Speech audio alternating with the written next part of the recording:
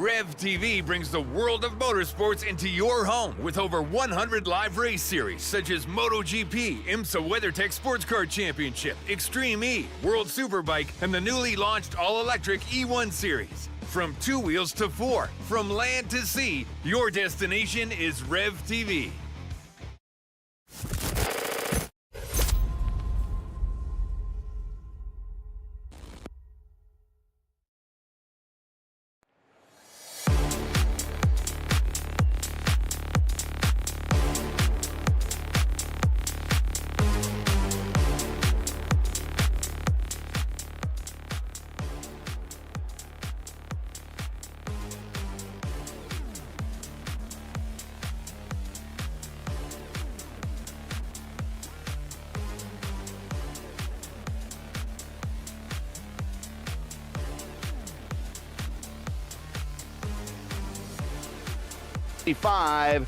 And we are going to decide a champion one way or another at the completion of this race. 3 drivers mathematically still in competition and in contention to try to walk out of this race with, well, in the case of Julian, his 3rd career championship, or in the case of Kostic and Klindy, their 1st career championship. Joining me as, well, VOR championship, let me say that as well. But joining me as always is Lucas Moody. Lucas, we're going to slug it out here for one more run this season on an oval. We got 3 people in contention for the championship. And Julian, it's hard to believe that he has finished on the championship podium 11 times out of the 14 seasons that Velocity Online Racing has been around. And he's been on the championship podium 7 times, 7 seasons, the last 7 seasons in a row. But he hasn't won the championship since season 2.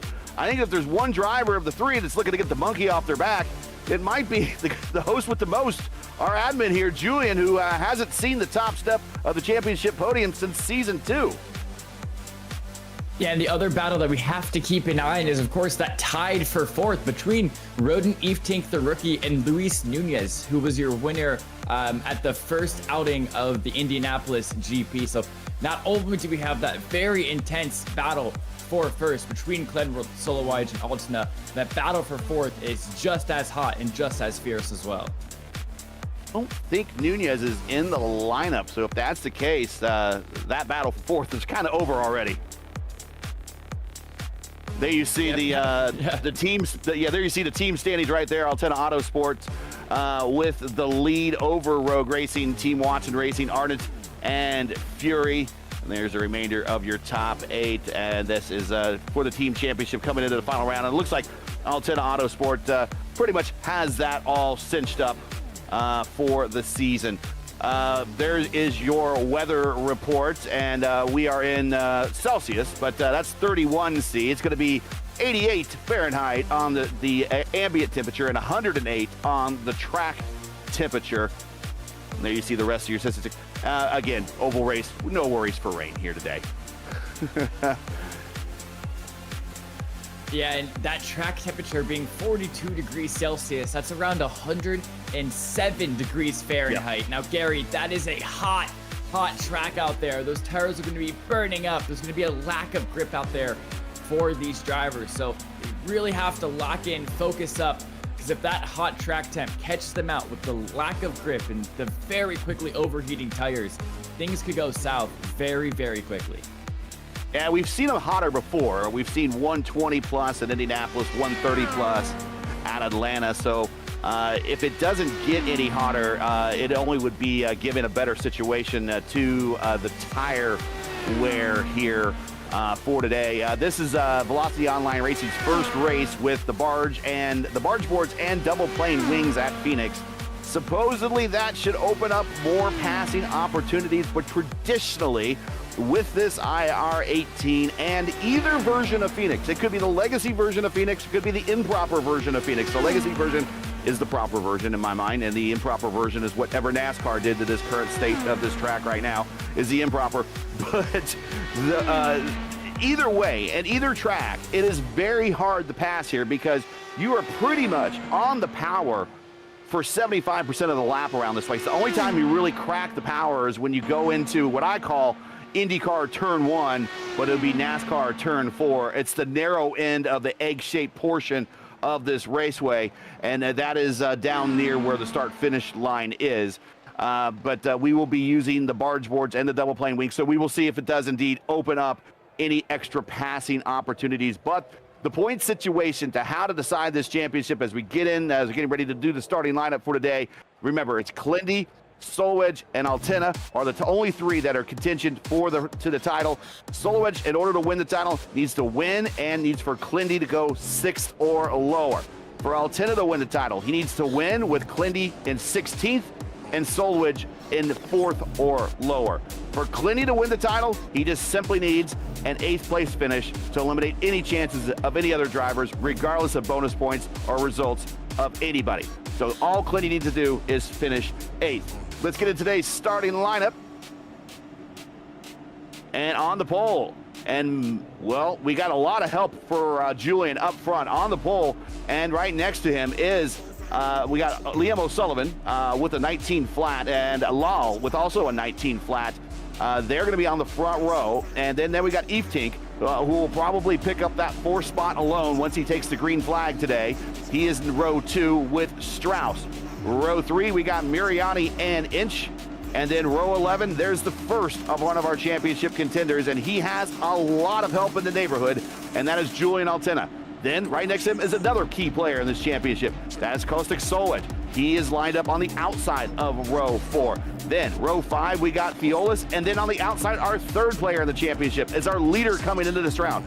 It is Klindy, looking for one more title belt to go along with all his other accolades that he's received over the last year. That is row 5. Then we go to the next row. Yeah, and as we got Saucier and Watson. Oh, yeah, actually, I'm sorry. Go ahead. If you want to go pick it up, I was trying to get my overlay to go, but go right ahead. Yeah, you're good. Starting this race in 11th will be Bryce Saucier, and alongside will be James Watson. And then just behind them in row 7, it's of course going to be Shane Kosher alongside Marcos Teixeira. And then in row 8, it's going to be Nicholas Pressy alongside Vitor Gilherme. And just behind that in the 9th row is going to be Michael Deitch and Mason Mitchum. And to round out your 20-car field, starting this race in that final 10th row, it is going to be Jesper Orman and Anthony Heitzema. I'm not sure that Orman is taking the green flag. I think he might have been having equipment issues, but he did show up for practice and sign into the session. That's why we see him lining up, but I don't think we will see him taking the green flag.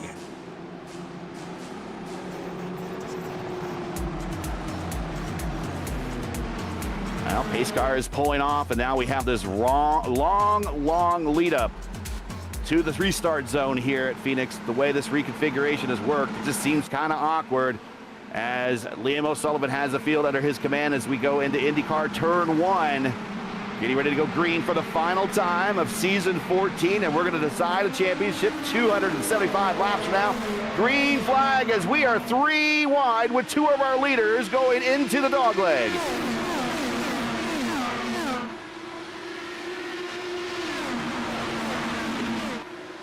As I think Fiolis just got passed for the lead, or sorry, that was, I believe that's Amon Lal got passed for the lead, and yeah, O'Sullivan, now your leader, he took the outside around turn 1 and is able to snatch that lead position right off of the bat from his teammate. And now looking to the championship battle behind, they're currently sitting 6th, 7th, but Glenworth fell all the way down to 11th position, so he's got some work to do if he wants to not let Altena and Solowedge get ahead of him early on in this race.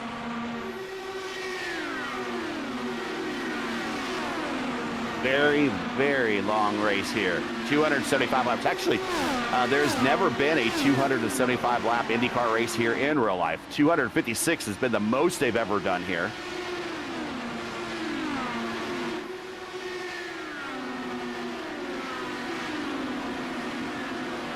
And there's one of our championship players, Kostik Solowedge. On the outside is Miriani. Now he goes to the inside, going into turns 3 and 4. Remember, the overhanging specter of netcode is one of the things that constantly hangs over Kostic, and that's kind of what caught him out and making this championship a lot more challenging for him, as he was the leader coming into Milwaukee, but netcode contact with Klindy costing him his race. He comes out of Milwaukee a race ago in second place now, and now he's trying to chase down Klindy, but right now he's in a good position. He's ahead of Klindy on the racetrack in 6th.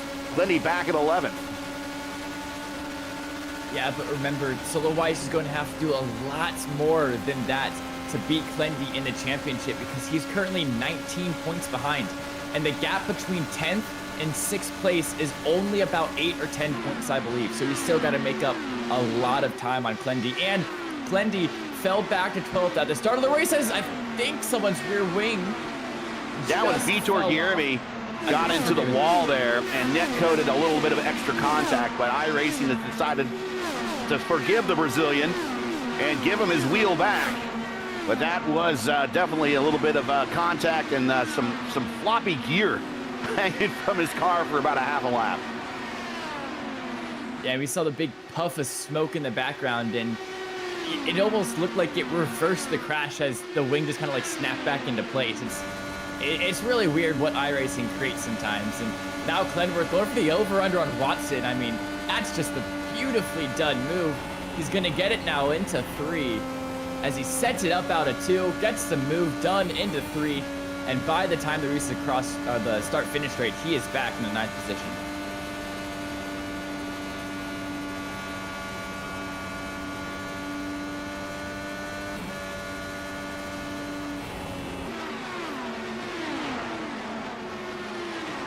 Guilherme, I think, outfound the wall again. I think we saw some evasive maneuvers on the on the backstretch there.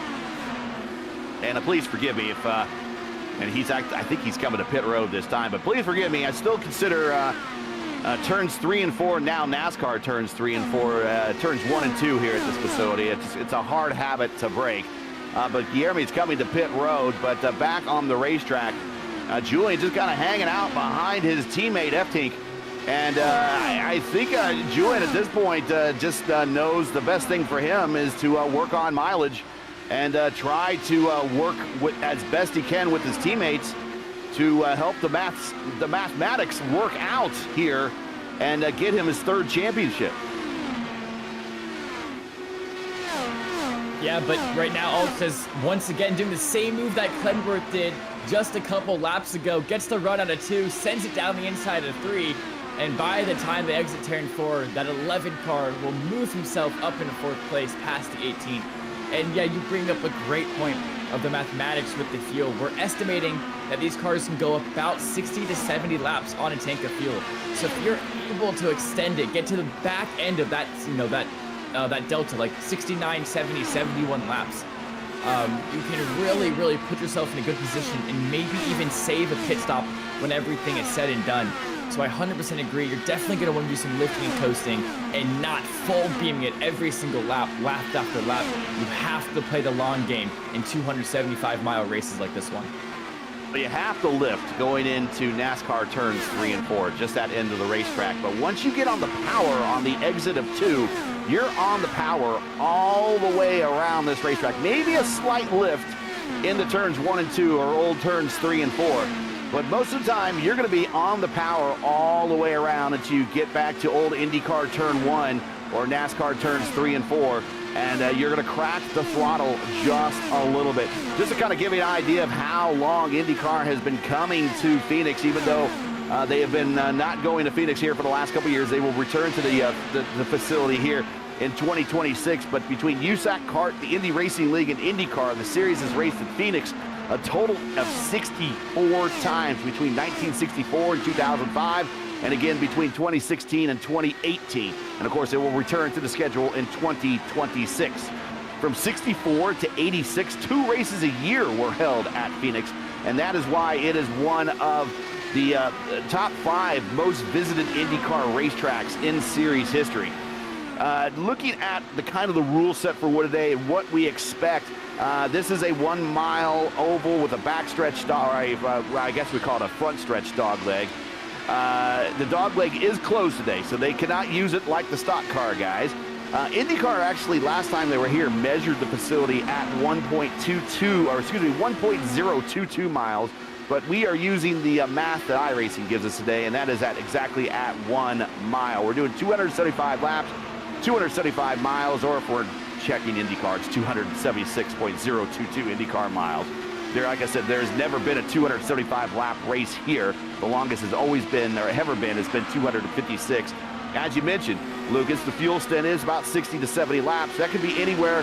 We expect anywhere to do anywhere between, if we stay green. And right now we've done a pretty good job of staying green in these 21 to 22 laps into this race. Anywhere between a 6 and a 4 stopper.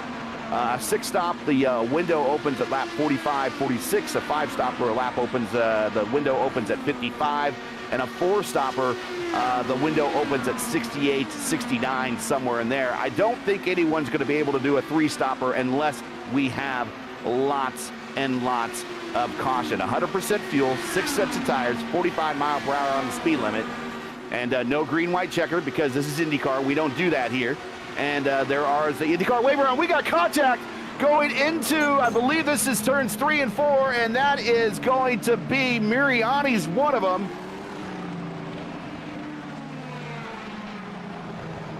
And Mason Mitchum is the other one.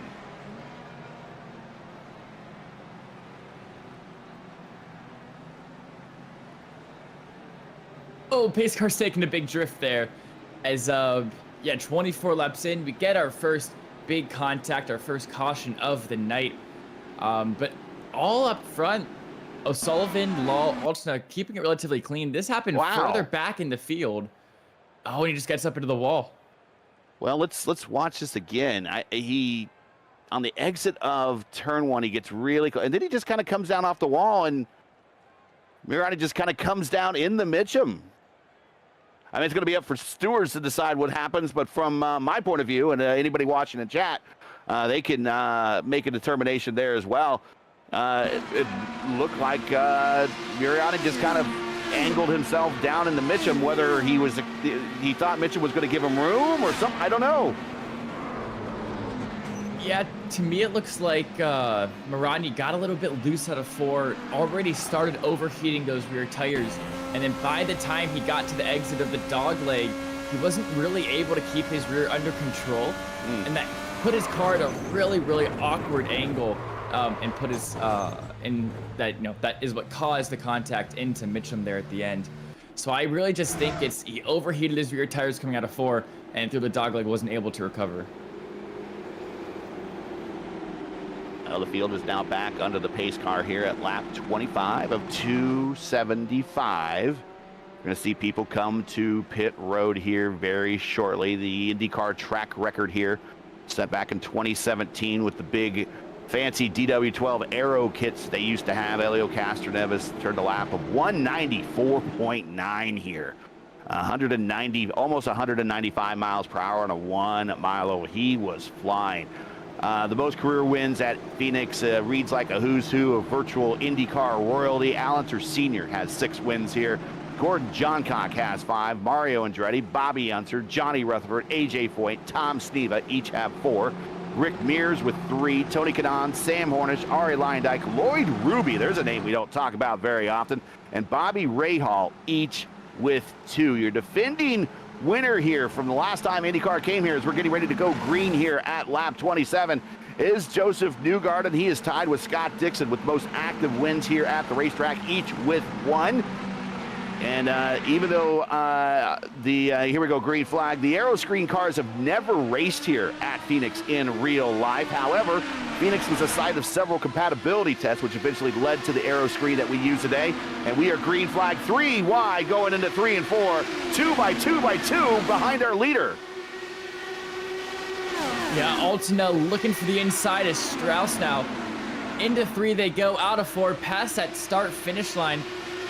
Altena, if he knows he can get past Strauss, he has 2 teammates ahead of him that I'm sure will give him the positions if all be so. But Solowaj now looking for the outside of Altena. This is for the championship, and Solowaj gets the move done. There's contact behind. Between F-King and James Watson.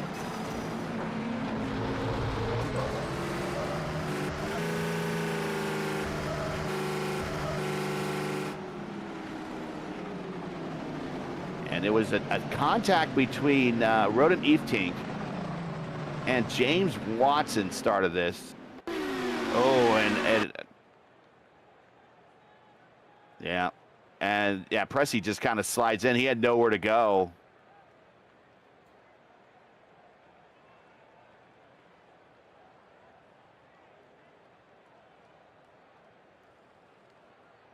Wow, that is brutal. He just kind of flew on in there. Presley had no place to go. He was kind of locked up against that wall with the car that was inside. The way the car just like acts as a sort of makeshift ramp and just catapulted Pressey's car over the top there is really scary.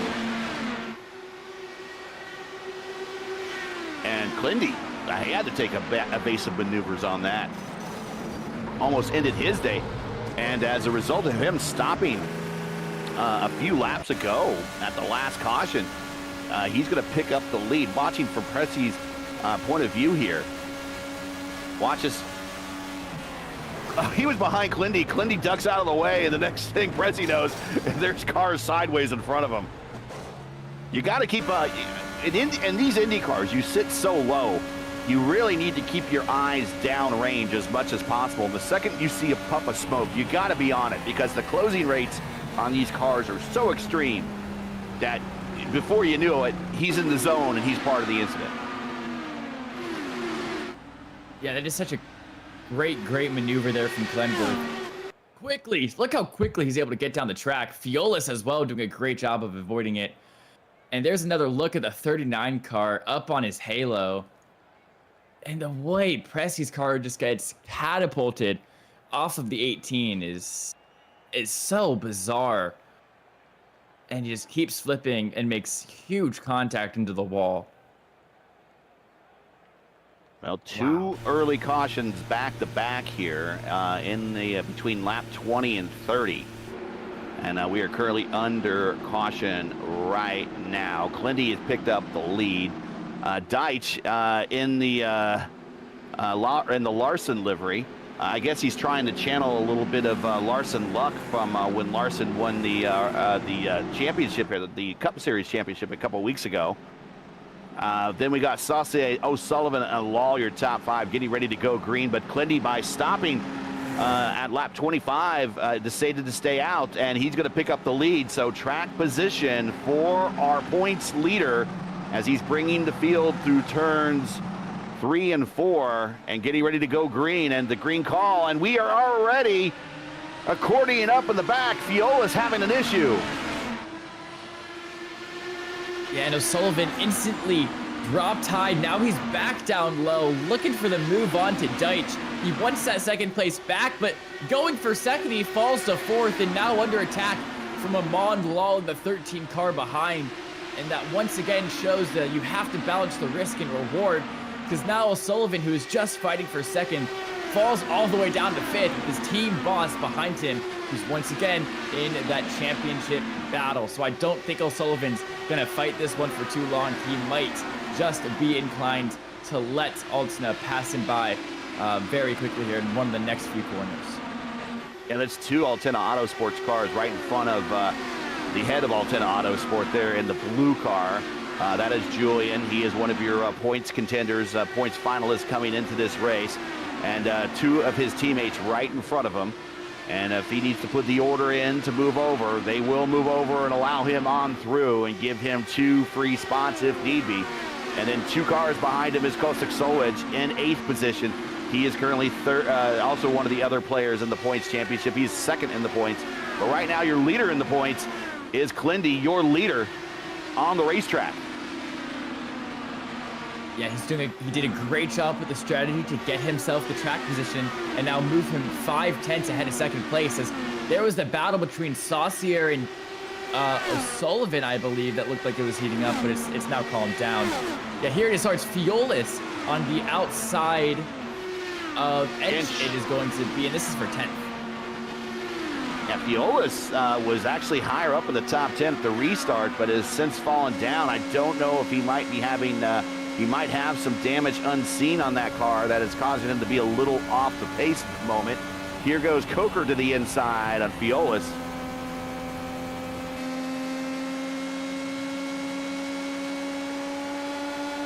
trying to keep that car there on the inside. Look how much momentum you have on the high side here at Phoenix. The low line doesn't get you much.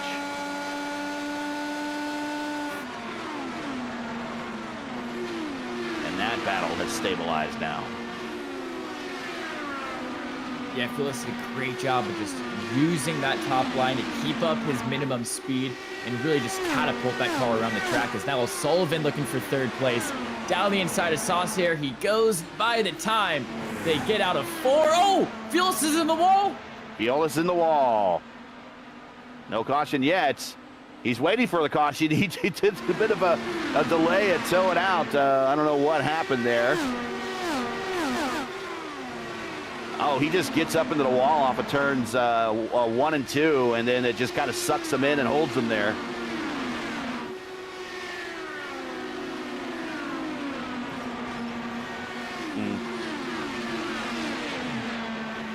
Closest battle on the racetrack is this one we're watching right here.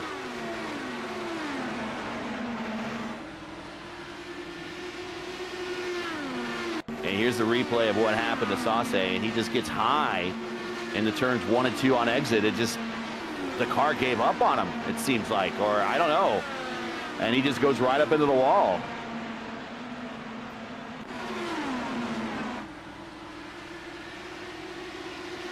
O'Sullivan around tight, and now we still have this battle between Saucier and Law. They're side by side just behind him. Ooh. Yeah, Law down the inside. Oh my gosh, nearly makes contact with Saucier.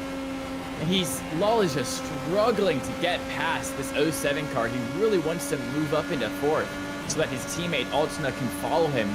They can start making their way through the pack. But Bryce Saucier, the rookie of the series, is doing a great job defending the other notable rookie of the series, Amon Laws. Now we are on board with Altena as he's just kind of forced to sit behind the 13 as he almost gets in the wall with the dirty air. That is scary. Wow. You're almost into the wall there. I just saw the angle and I'm like, that is not good. And he gets around Law, which I think he was wanting to do, and they just need to make it work because Law was not able to get around Bryce, so I think that Julian wanted to take a stab at it, but that battle's not over yet because also in the mix is Strauss.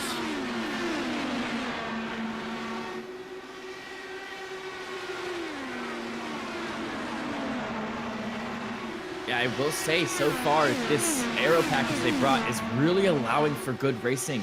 I mean, just take a look at how closely these cars are able to follow each other through the corners. That's not something you see a lot with the Indycar around just because. Oh, wow, it's contact. Might have been netcode contact there. But that right between one of our points contestants. Whoa.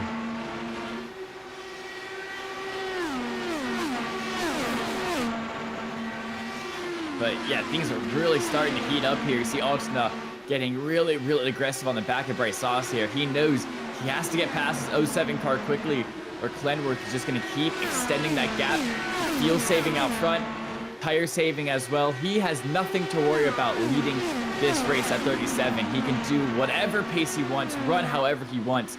And Altena knows that he needs to clear these guys quickly so he can get up there and start putting pressure on the 37 car, make the 37 burn up his tires, make him use his fuel. Because if no pressure is put on Clenworth, he's got nothing to lose by just simply saving all of his necessities.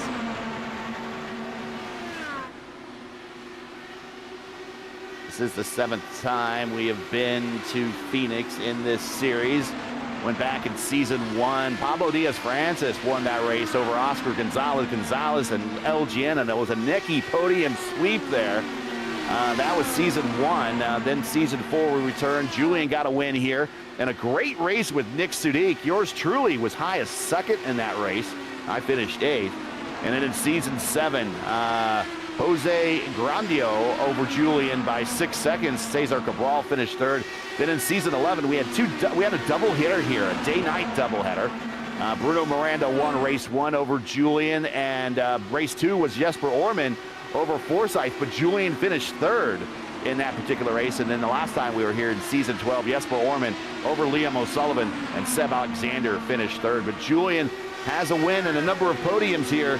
So looking to capitalize on his good luck here in the past to try to put an exclamation point on this season. And we got a car spinning, taking out Strauss, and we are cautioned. That is Saucier and Strauss coming off of NASCAR turns 1 and 2.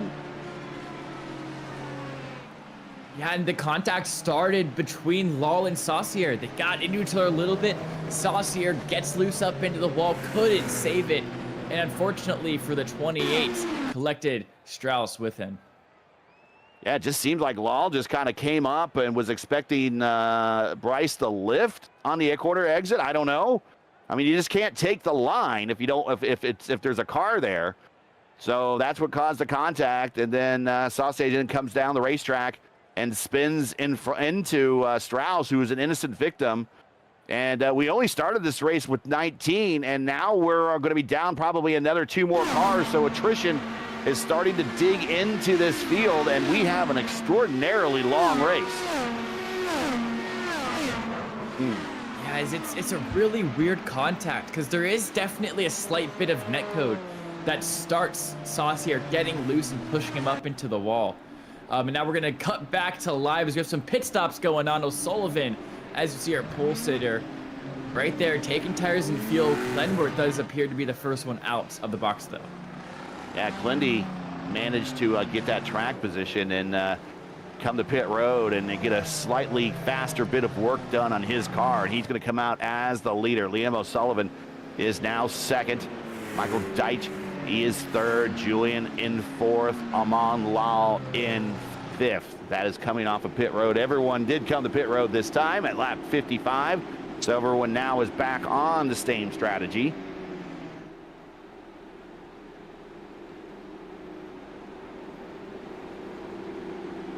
Yeah, now the strategies, as you said, all set equal. Glenworth doing a great job of staying at that one extra stint, able to give himself the track position. And now that it's all set to 0, he's able to maintain that first position and just run his own race from there. But O'Sullivan, especially being a teammate of Julian Altena, is going to be doing his best to putting the pressure on that 37 car, trying to see if he can keep that gap down, maybe even go for a couple moves. Because, like I said earlier, if Glenworth is able to just run his race up front, nobody's going to be able to catch him, because with how many league wins this guy has, with how experienced he is in this car, he knows how to manage his race, and if he's allowed to do that, good luck catching him. Getting ready to go green. If you enjoy Green Flag TV coverage of the Velocity Online Racing IndyCar Championship and you respect the stream, please do us a solid. Make sure you support us by subscribing. And while you're at it, don't forget to smash like and click the bell so you don't miss it on future iRacing broadcasts, including tomorrow. Myself and Nolan will bring you the call and the action of the classic IndyCar Series, Indy 500, to wrap up their 2025 season. Here we go, green flag in the air, and we immediately start spreading out as this field is starting to get shrunk down a little bit. Yeah, but O'Sullivan now looking for the outside of Glenworth.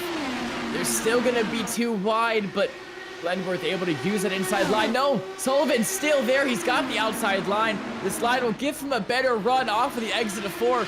Can he use it to get effectiveness? Still, they're side by side through the dog leg, entering 1 now. Glendy's going to send it deep, most likely, trying to see if he can get himself the clean air above. But no, he can't. Sullivan's still there, being the pesky little fly in Glenworth's ear right now.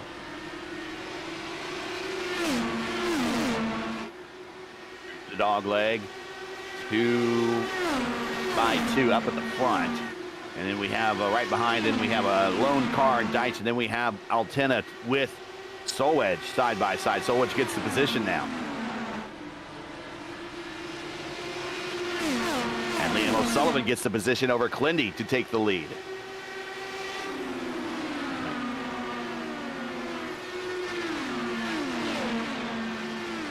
And out of those 21 cars that we had starting this race, only 10 of them remain on the lead lap. And as you see, 5 of them are a lap down. And as we see those laps go down 1 more, I do believe those 5 cars are also in the pit lane as well. iRacing just hasn't registered as technically out yet for some reason. So with only 10 cars left in the field, It is very, very close, Gary, to just calling the championship for Glenworth. It's almost impossible for him to actually lose the title on points as O'Sullivan takes the lead. Yeah, if it gets down to the point where there's less than 8 cars running, he could actually, at that point, I think Clindy can retire, and no matter what the other guys do, would still win the championship. I don't think he wants to win it that way, but mathematically, that's how the math kind of is going to work out if we continue with this high rate of attrition. So at some point, these drivers are going to get through their head that they need to put together some long green flag runs, and the best thing for them to do is get some green flag pit stops under their belt, let this field separate a little bit, and then we'll see how this championship is going to unravel.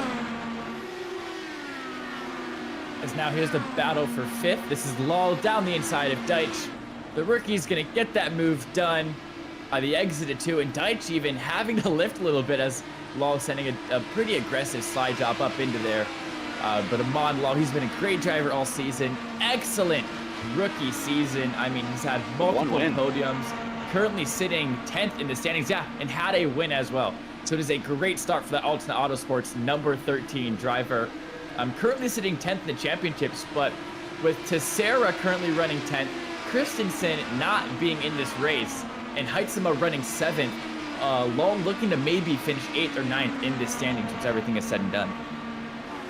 Yeah, a win earlier this season in round 2 at New Hampshire, another 1 mile oval. He likes these 1 mile ovals, but there's not much similarities between that New Hampshire 1 mile oval and this Phoenix 1 mile oval. Completely different monsters.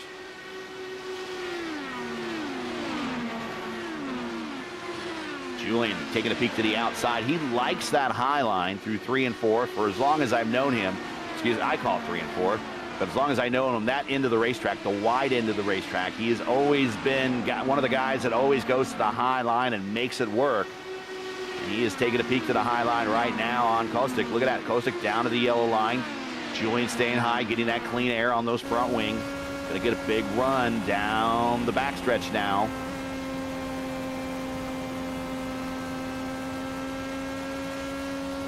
And Julian lifted a little early there, so I think maybe just cracking to save a little bit of fuel and also biding time to see if possibly the aggression of Kostic is eventually going to cause his car to come back to Julian. Julian's just going to wait him out at the moment. Still a long way to go. We're only a lap 7. We still got more than 200 laps to go here. Yeah, you bring up a great point with the lifting. You talked about earlier that the fuel or the pit stop window for the four stopper, as Altona putting on a show for the cameras, I guess. You said the window for the four stopper opened at lap 68 or lap 69, but with the early race cautions, all of this strategy has been mixed up, kind of thrown out the window. So now these drivers are just going to do their best, take their guesses at how much fuel saving they have to do, and just do as much as they can without losing too much time to the guys ahead, to try to extend without losing too much. It's a really big risk and reward balance. So right now, Altona is thinking, okay, I cannot get past Solowage with our current states. So instead of me wasting all of my fuel trying to get past him, I'm going to sit about half of a second back, save some fuel in his draft, in his air, and then use that long run pace to see if I can get him by the end. Because right now, he's going to gain absolutely nothing, but lose a lot if he tries to go on the attack here. What he'll do is he'll open the door up to Law to attack and join that battle, and then it will also do no good if he's attacking Solwaj with Clindy then being able to pull away.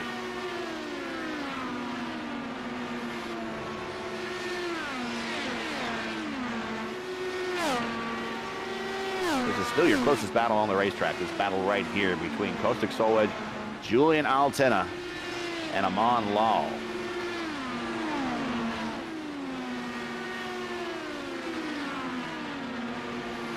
There have been 42 different winners in the Velocity Online Racing over 14 seasons. The last first-time winner is one of these cars that we're looking at right here, Kostic Solwaj. He won at Road Atlanta in round 8. We got 4 first-time winners this season. We're going to get another first-time winner this season. We need Michael Dyke to be up in P1, closer to the win.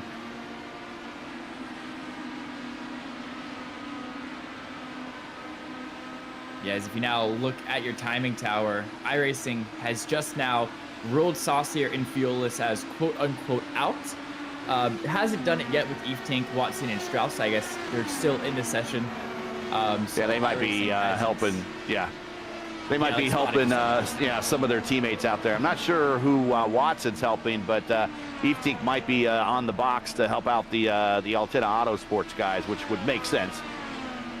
Eve Tink's right front is actually still moving, Gary. That's really weird. I don't know if you've ever seen that before. Oh, the many glitches of iRacing. Yeah, that's definitely something. As we'll get a good zoom in on that, is look at the right front suspension. It's definitely snapped, and it's throwing a fit. The old perpetual motion machine. Yeah, I guess the thing that was said to be completely impossible. Well, this Bruno working there, yeah. You can see it right there, yeah. Tesla, take note of that. Liam O'Sullivan, your leader. Clindy second. Kostic now to third. Julian fourth. So your points contenders coming into this race, second, third, and fourth on the racetrack. And if they were to finish in that order, Clindy would get the championship. Yeah, keep in mind that Clindy is a current champion holder in the Votive Indy Oval Series, won 2 straight there. In the ISRA Open Wheel Series, won 2 straight championships there. A winner of the Horizon IndyCar Series championship, and also a winner at for the iRacing Indy Oval Series champion as well. So many championship belts for Clindy.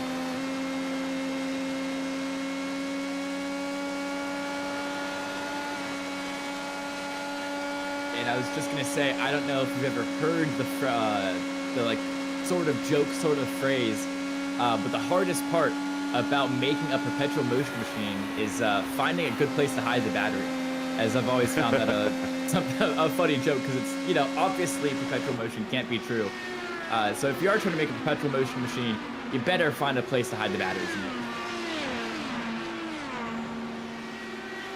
Speaking of batteries, this is a good little segue. I believe the next update for these cars, we should get some hybrid-like additions to it. I don't know if we're going to have the full engagement of the hybrid, but I think maybe push to pass will be beefed up. I'll have to go back and look at the notes, but I don't think we're going to have the full push to pass or first full hybrid deployment in the next update, but I believe they're going to update some of the car to reflect the additional power of the hybrid. Yeah, and riding on board with Becerra, I love that we get to see this. You can see his roll bars are set to 5-4, which is really, really conservative. Essentially what that means is he's feeling a lot of lack of rear grip coming into and out of these corners. So he's setting that front roll bar to really conservative, you know, setting it super, super stiff. It's going to give him a little bit less turn in, but it makes sure his car is more stable, make sure that he can keep it on the racetrack. It looks like Altina also running the same roll bars, unless it's one of those weird iRacing things. Yes, where it sets everything to equal. And just an iRacing thing. I was gonna get ready to say, yeah, go through every other car, and you're gonna see they're on the same. But that is information that in a fixed setup race, and let's just start talking about the IndyCar community in general. IndyCar community in general, they guard their open setups like trade secrets, like they are national secrets that you don't guard any higher than some of the teams guard. But when you get into fixed setup races, believe it or not, the roll bar and the weight jacker settings are just as closely guarded, because that is really one of the only settings that you have that you could change in the car to make your fixed setup car behave differently or perform better than somebody else. So that's why they don't show that here, because somebody that's sitting, quote-unquote, on the box. Let's say Eftink, right? He's sitting on the box for Alton Autosports. They can say, hey, man, check your cams and see what roll bars Clindy's running. And then they can go in there, and then everyone can change their roll bars to Clindy. And then, you know, that's not even allowed in real racing. So I'm glad iRacing kind of protects that a little bit. But the numbers you see on the wheels are just there to fill a space. Yeah, that definitely does make sense coming at it from that perspective.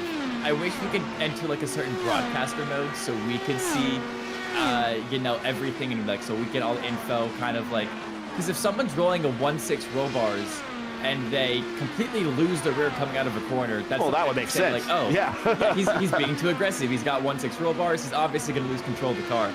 Unfortunately, because of this protective series or protective precaution that iRacing puts in, it does definitely make sense that they do that. But at least for me, I don't know if this is the same with you, Gary. When me and my teammates talk about different roll bar settings, a lot of us, especially around ovals, prefer very different things. We all have very different driving styles, and we all like the car to feel a certain way.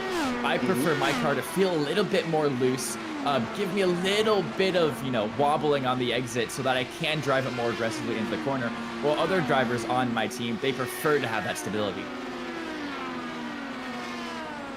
So what I typically did when I would set up a car, and this is kind of how they also set it up for drivers in real life, is they'll really kind of put the most conservative you could put on these cars as a 6.1. Now, I'm not saying that on the roll bars, that's going to be a full stiff front and a full soft rear. And that's really setting the car up to do maximum push. And then you set the weight jacker for the smaller refinements, as Liam O'Sullivan is going through lap traffic at the moment. So I typically start at a 6.1 and then adjust with the weight jacker. And then if I find that I'm putting a lot of weight jacker adjustment into that, that means I need to know, okay, that probably means I need to go back to my bars again. So then I would set like a 5.2, set my weight jacker back to normal, start doing laps. And then if I see that I'm still tight, I can add more weight jacker and see if that would help me rotate a little bit more. If I start adding a lot more weight jacker, then maybe I need to be at a 4.3. So there's still a bit of a setup procedure that you have to do with the roll bars, but it's always a general rule of thumb is to start out there like they do for real IndyCar drivers and just say, okay, you're going to push like a dump truck. It's going to cause you to lift, but this is the best way that we can find out, because you would rather see the wall coming at you than the wall coming from behind. Because if you're going to go out there and go, well, make it as loose as possible because I like a loose car, you're going to see the wall. You're not going to see the wall hitting you because you're going to be hitting it from behind. So that's what we got going on here. Battle between now two of our points battlers here in third spot.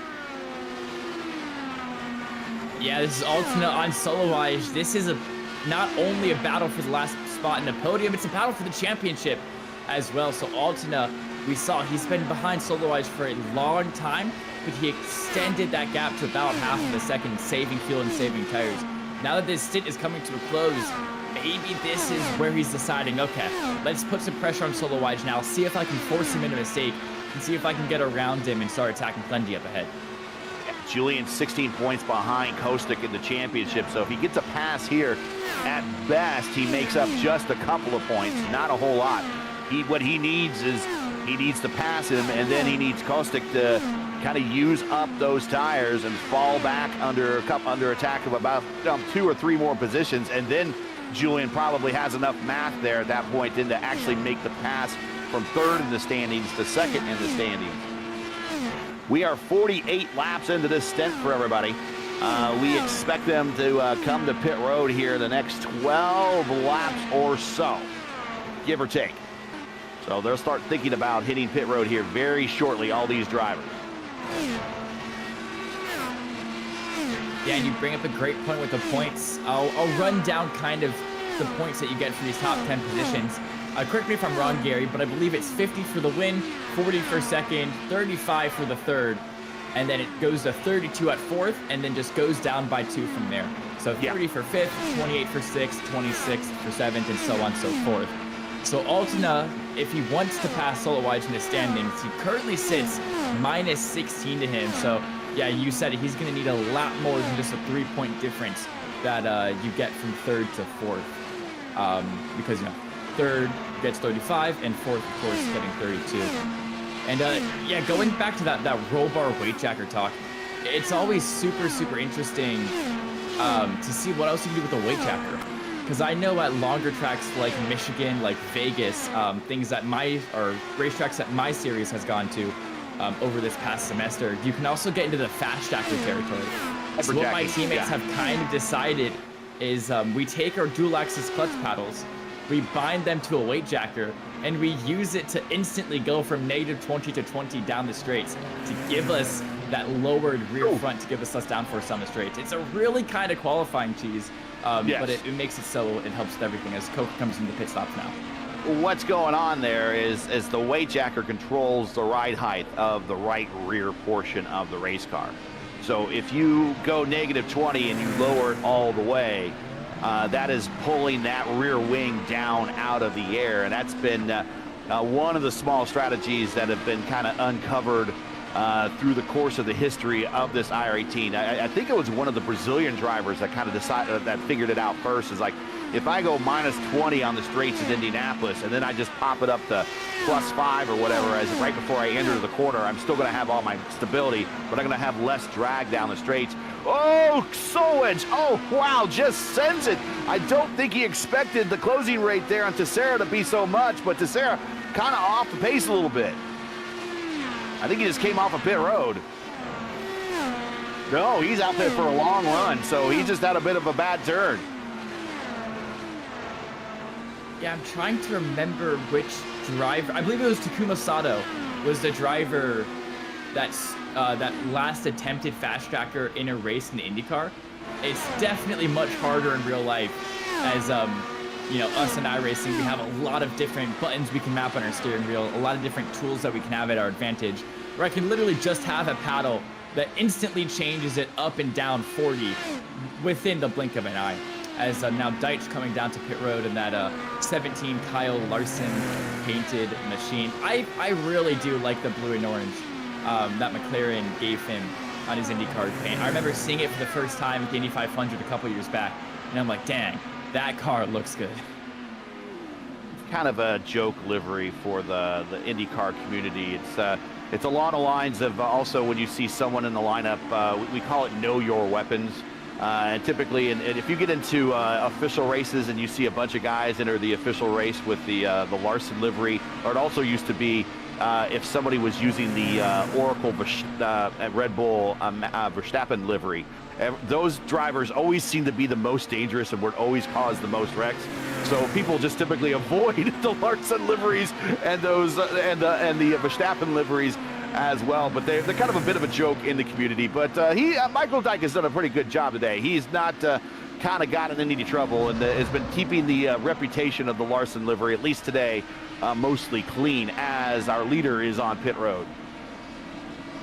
Yeah, he's coming down pit road now, and yeah, if I see a Red Bull car in a road race, if he goes for the overtake, I am letting him have it. I do not want any part of that battle whatsoever, as Clenworth as well coming down pit road. So yeah, you said it, Gary. I don't remember how far we are into the stint, but you said it 12 laps ago that we expect pit stops in 12 laps time, and well, yeah, here we go.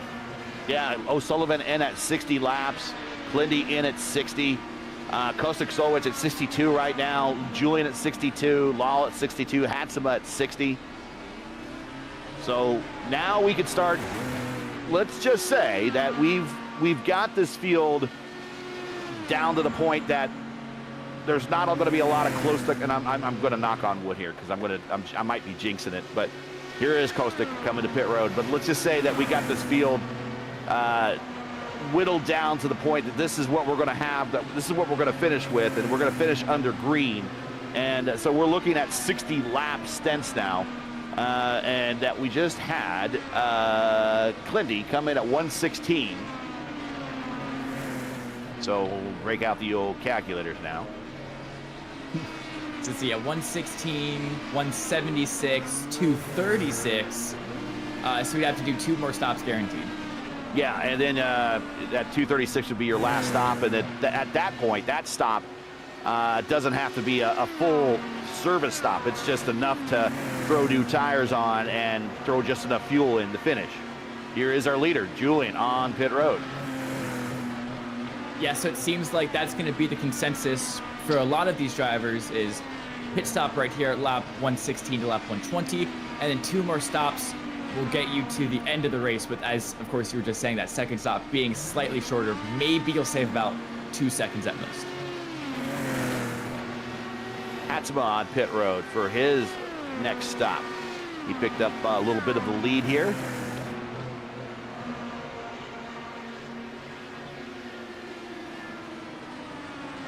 And he is on his marks.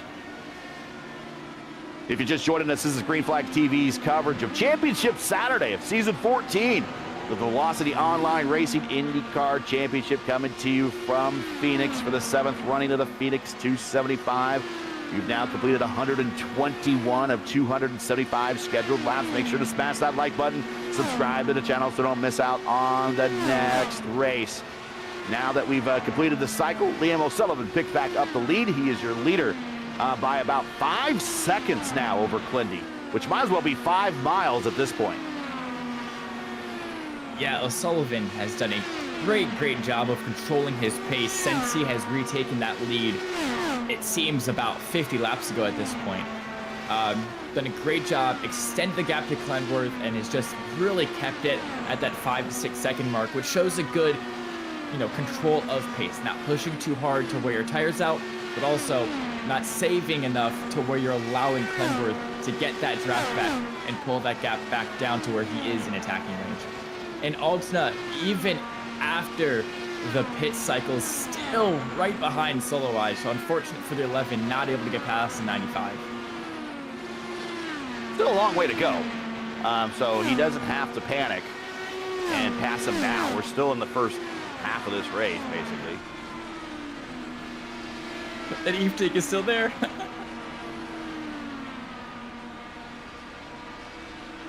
Elon Musk, take notes. There you go.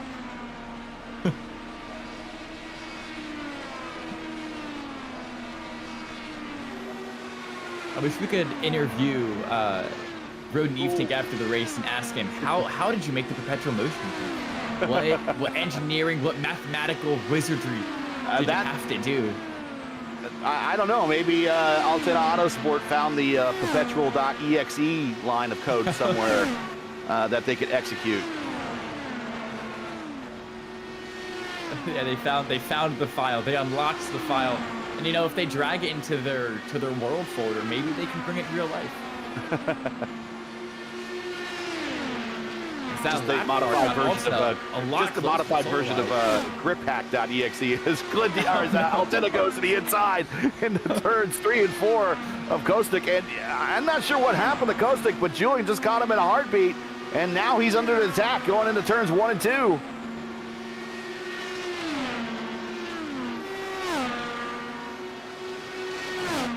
Gets the move done, but not for long. Solo-wise looks for the over-under, back down to the inside of 3 and 4.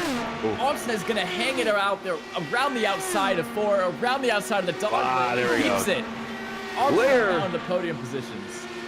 Got to hear that clear in your headset and shut that door. They're clear.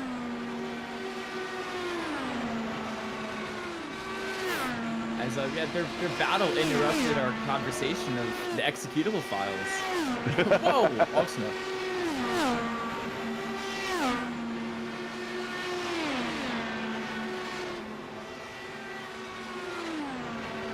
And unfortunately, with only 10 cars left running on the racetrack, this is your closest battle.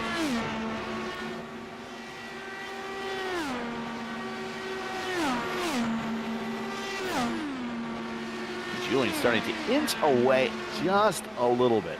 Just a little bit.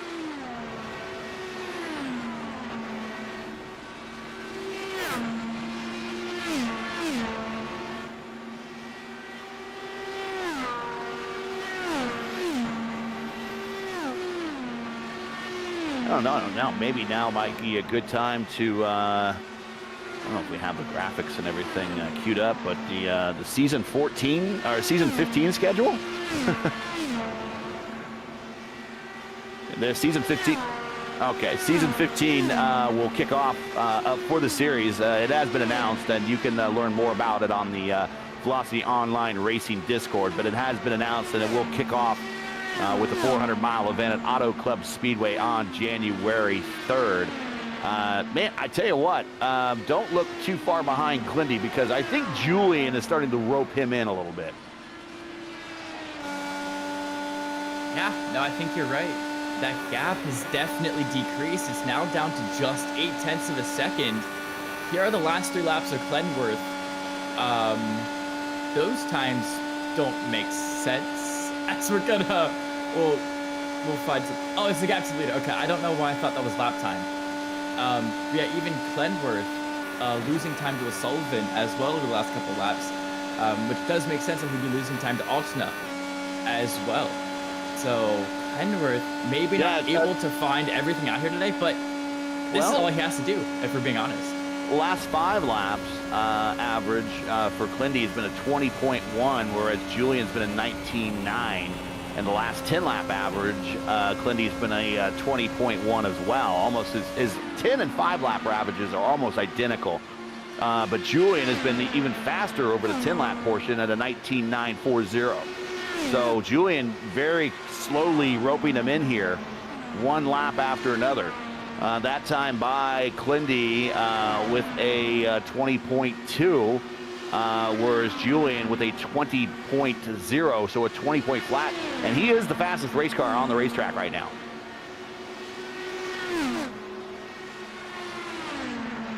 As Altena once again bringing down that gap bit by bit. It's now just 0.4 of a second. As the other battle we're looking at right now is Heitzema, the rookie, on to that 17 car of Deitch. It's that Kyle Larson livery that we've talked about so much. He is also very quickly closing in just a 10th in that last corner alone. This battle's definitely going to get underway much quicker than the one for second place between Altena and Glenworth, as he might look for a run here now. Heitzema, remember, he was one of the last to pit, so he has the absolute freshest tires out of a lot of these drivers out there. Yeah, his tires are about 10 laps fresher than Deitch right now.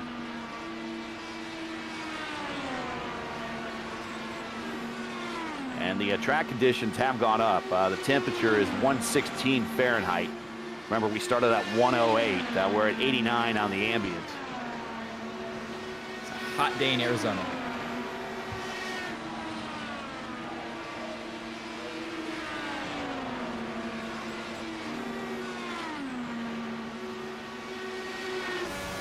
Not too far behind this paddle right here is Heitzema sends it to the inside. It's actually Clindy and Julian as well. They're just behind this battle.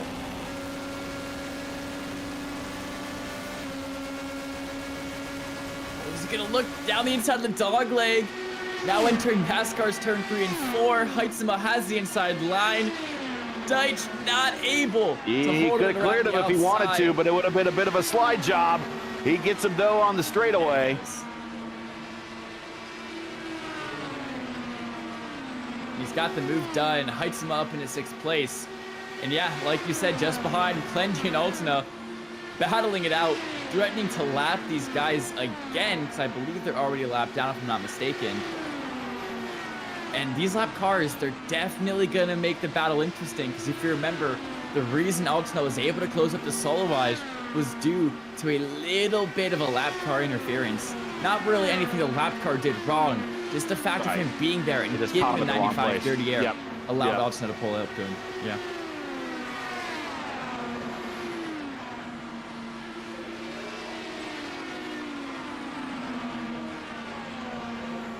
Heitzema is having a good day. He is up 13 spots.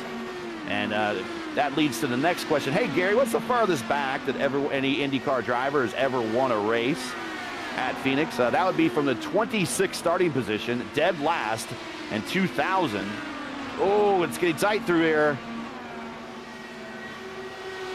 Buddy Lazier won here at Phoenix, and the lone win for the Riley and Scott chassis en route to his 2000 Series championship.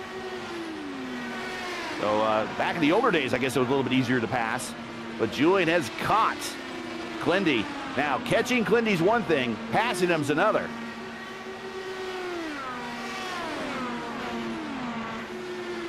Yeah, you said it. This guy knows how to drive this car to absolute perfection.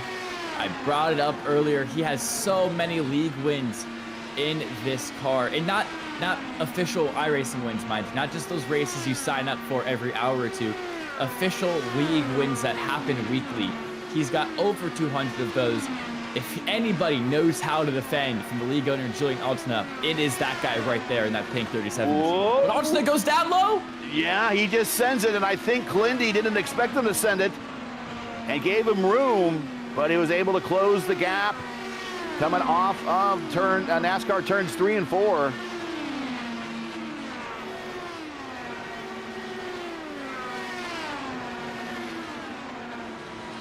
Try to take a peek on the outside. Can't get up there too high, though, because you'll run out of room.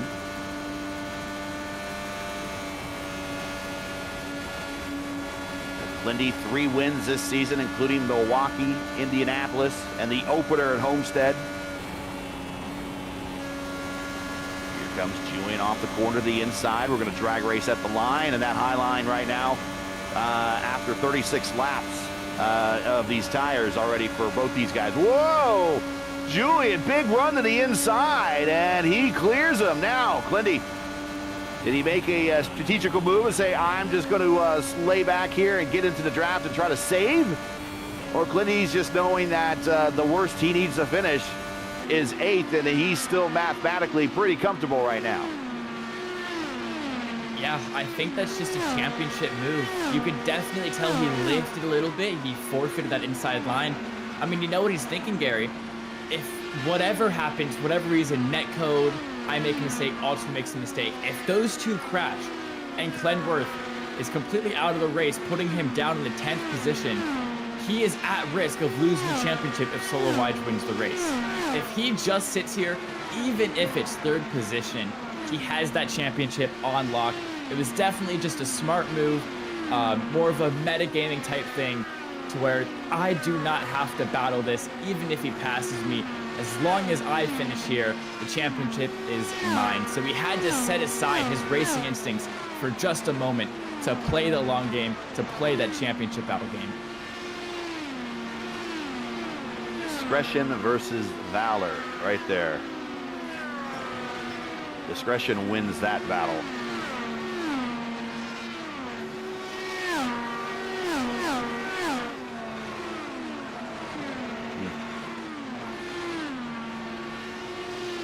I think now's a good point at 150, so we're just past the halfway point. We're looking at pit stops here, not too far in distance, about another.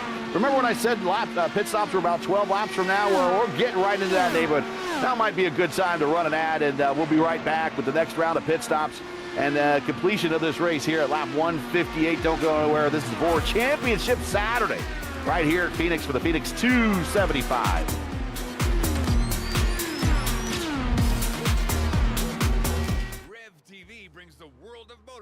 Into your home with over 100 live race series such as MotoGP, IMSA WeatherTech Sports Car Championship, Extreme E, World Superbike, and the newly launched all-electric E1 series. From 2 wheels to 4, from land to sea, your destination is Rev TV.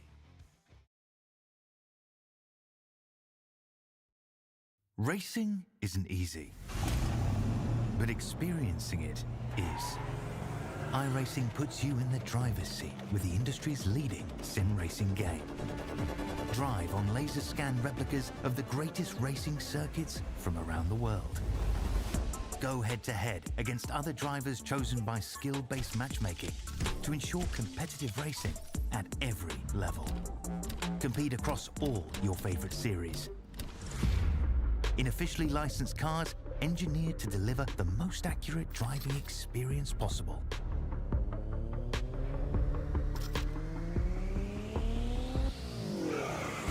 Join a race or host your own with players from across the globe. Race against the computer or in a league with friends. Feel the thrill behind the wheel. Visit iRacing.com.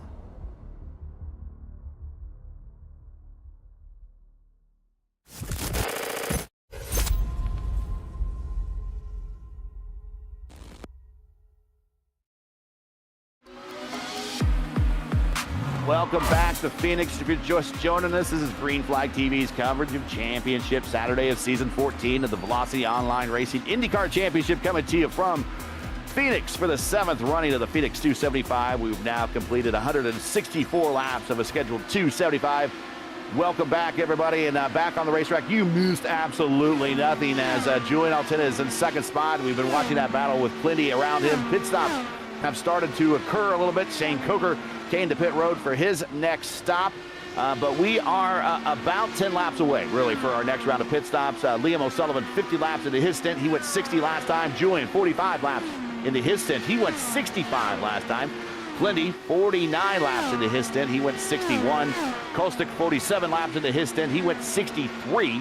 And Amon Lal, 47 laps into his stint, and he went 63 as well. This next stop is not going to be their final stop. They'll have to do one more small, kind of a splash and dash at the end to bring it home for the 275. But that is kind of what we're looking at for the remainder of this race. Yeah, we're expecting, I believe it was 2 more pit stops from here on out. One happening very, very soon, as Gary was talking about. And then the last one happening in about probably 70 laps time from now. And yeah, closest battle on the track is still the one between Klendworth and Altsna, as 2 championship rivals, championship competitors. But Klendworth, knowing that he does not need to beat Altsna to actually win the championship, he just has to finish 8th to settle it down. So he just lifted, let Altsna by, and now he's just going to settle down in 3rd, keep turning out some laps. And now he's got some lap traffic in the way, but I'm sure Tessera won't make that one too hard for the championship leader at all. I'll give it a wide berth there. So we expect, let's see, Clindy stopped at 116. He did 61 laps. So 177, so about 7 laps from now, we expect maybe Clindy to make that turn down pit road. And that will really kind of give him one more stop to go in the final 100 laps. So I would suspect that you split the difference on that last stint and just go 50 laps and then finish it off. And then you'll go, do your 50 laps and come in, do your final stop, finish off your pit stints there, and then only come to pit road again if maybe there's a late caution or something that you need to throw on and another set of fresh tires or something for a full send sprint at the end. Yeah, and maybe we'll see a split strategy with that last pit stop of, do drivers opt to take a fresh set of 4 tires, or do they opt to keep their current Firestone tires on and take it for the rest of the race? Personally, I would take the 4 tires just because I hate that pace disadvantage you'll get for those last 40 or so laps. I just don't think it's worth the, 4 seconds you'd save, maybe? It's about 5 seconds to change a set of tires on an IndyCar. Very rarely in IndyCar racing, even here on the sim. In real IndyCar racing, you don't, there's never really a time where you don't come to pit road where you're not taking tires. About the only time you don't take tires is when it has to be like literally a splash and go at the end. And typically what they do there is that the fueler will hook up with the fuel probe, and then there's someone with a long stick that slaps them on the back after about 2-3 seconds, and he withdraws the probe and the car goes off. Very rarely do we see what they do in NASCAR, where they'll do a 2-tire change or a no-tire change. That does not happen here in IndyCar, barely, because here comes Clindy. As we mentioned, he's coming to pit road right on schedule. But in IndyCar, everything, you don't have to worry about a jack, man. It just, you hit the hose, the pneumatic jacks extend from underneath. There's already a guy lined up on each tire already with a air jack or an air wrench. And it's just a single impact on, single impact back on, new tire done, over with. You can change a set of tires in IndyCar very, very quickly. So if you're going to put in more than 5 seconds worth of fuel, you might as well throw on a new set of tires. And the other point is that the IndyCar uses their tires much, much more than the NASCAR. You think about it, they don't do it in real life a lot, but at least on the sim, you can go an entire Daytona 500 on the same set of tires, and by the end of it, the worst tire is still at 95%. So the other side of it is that stock cars just don't use their tires as much, simply because they have less downforce, they have less mechanical grip. So yeah, not only does it take much shorter to change the tires in IndyCar, they use them much more, so it makes sense that they change them more than the NASCARs in the Evening. Still got that perpetual motion machine going. As Julian on pit road for his next to last stop, as well as Kosik Soed on pit road for his next to last stop. Hatsima, just like at the last stint, is staying out the longest.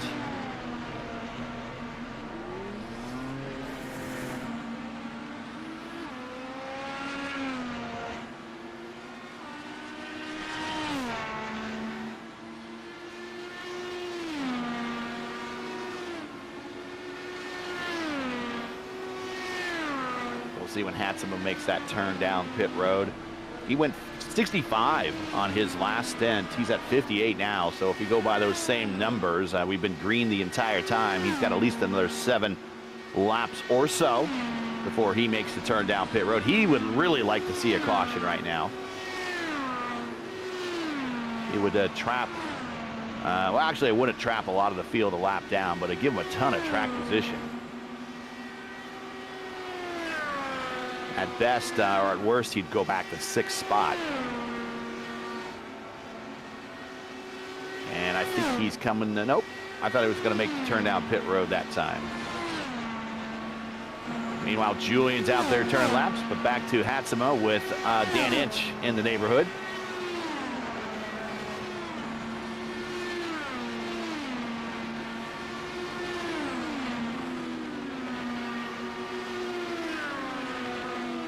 Of course, Phoenix, site of one of the biggest IndyCar upsets of all time when Jim Guthrie got the win over Tony Stewart in '97 for his one and only IndyCar win. One of the many one-hit wonders that have happened over the history of IndyCar racing happened right here. And it wasn't like he backed into the win. He had a dominant car all weekend long. And then after that, kind of disappeared from IndyCar racing, never to be seen much of or heard much of again, but still goes down in history as one of the winners of an IndyCar race. That was a real David versus Goliath story between that Guthrie team and that Team Menard team. Team Menard team was kind of the super team at the time in the Indy Racing League. They had all of the finances and all of the technical information. Here comes Hatsima to pit road, down on the apron through the dog leg, trying to stick close to that inside wall, and now he needs to get down to that 45-mile-per-hour pit road speed limit. And now, unfortunately, he's on that button for a very long time. It's just the way, the nature of this race course and the way it's been reconfigured.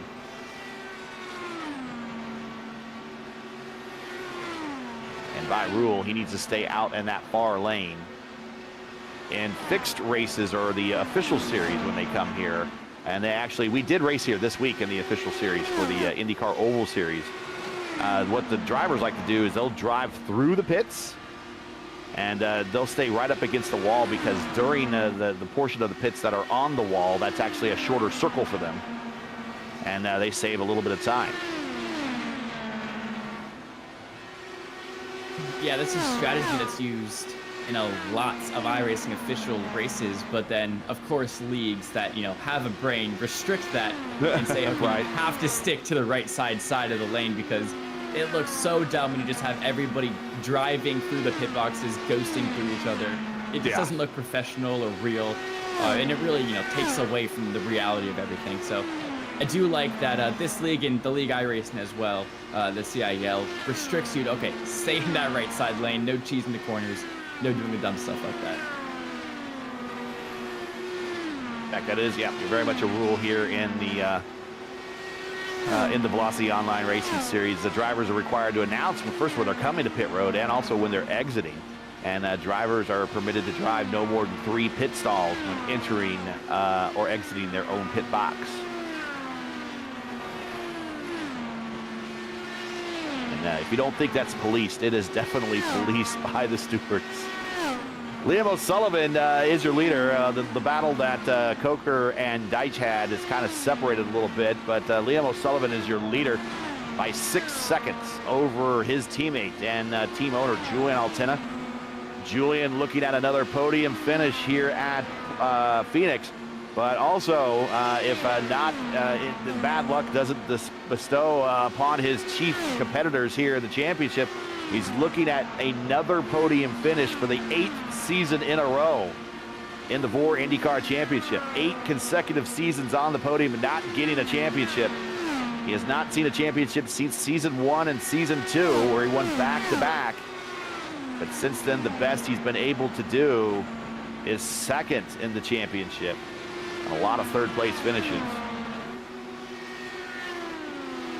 Finished 2nd last season over Luis Nunez, and he also finished 2nd in season 11 as Bruno Miranda, the Brazilian Storm, got his 2nd ever Velocity Online Racing IndyCar Championship in season 11. Go ahead. Yeah, what I just realized is that mathematically, with all the drivers that have been out, it is impossible for Altona to actually win the championship. Even if he gets the win, he would still be, so if he gets the win, that would put him 15 points above Cledworth. So Cledworth would then have to get less than 15 points. Yeah, the worst Cledworth would have to finish in this race right now is 10th. Right. Which is so the scenario coming into today's race is Altona, for him to win the title, needs to win the race, and Clindy needs to finish 16th or worse, and Kostic needs to finish 4th or worse. Right now, Kostic is in 4th, but Clindy's in 3rd, and there's only 10 cars running, so even if Clindy were to park it right now, the worst Clindy could do is, you're right, 10th place. And so Julian really is kind of eliminated from championship contention. The battle for him, though, is if he could get to P2 in the championship and finish 2nd in the championship for 2 years in a row now. Yeah, and that would be a hard call that Altona and O'Sullivan have to make, because winning a race is such a good feeling, especially a race you started on pole and was dominating so much of it. I don't think that they're going to make the call to switch those 2 cars around, definitely not for the race win, even if it would mean Gary Altona being able to leapfrog Solo Iverson championship. I don't think we'll see that level of team orders. Yeah, I agree, yeah.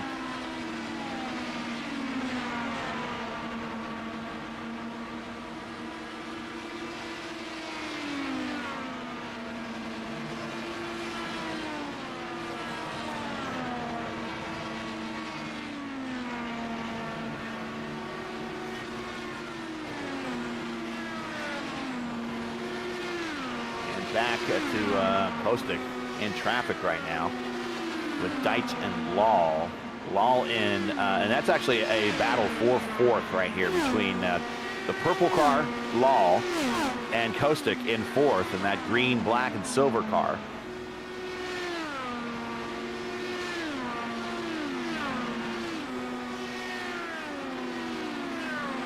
We now have 75 to go here at Phoenix.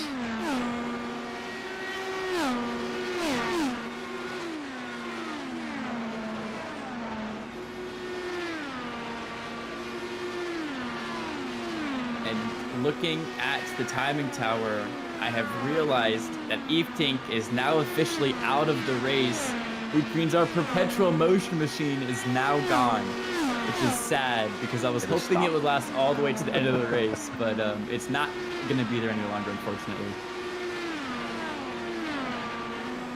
10 cars still running here. 22, actually 19 took the green flag.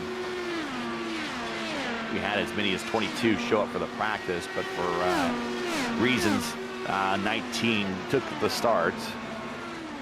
Bit of a rough, I should say that. It was a pretty easy go on first 20 laps or so, and then we started getting the elbows out for a lot of drivers.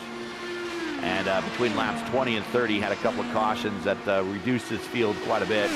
Coker going to stay down low and allow those 2 cars for 4th and 5th to go on by.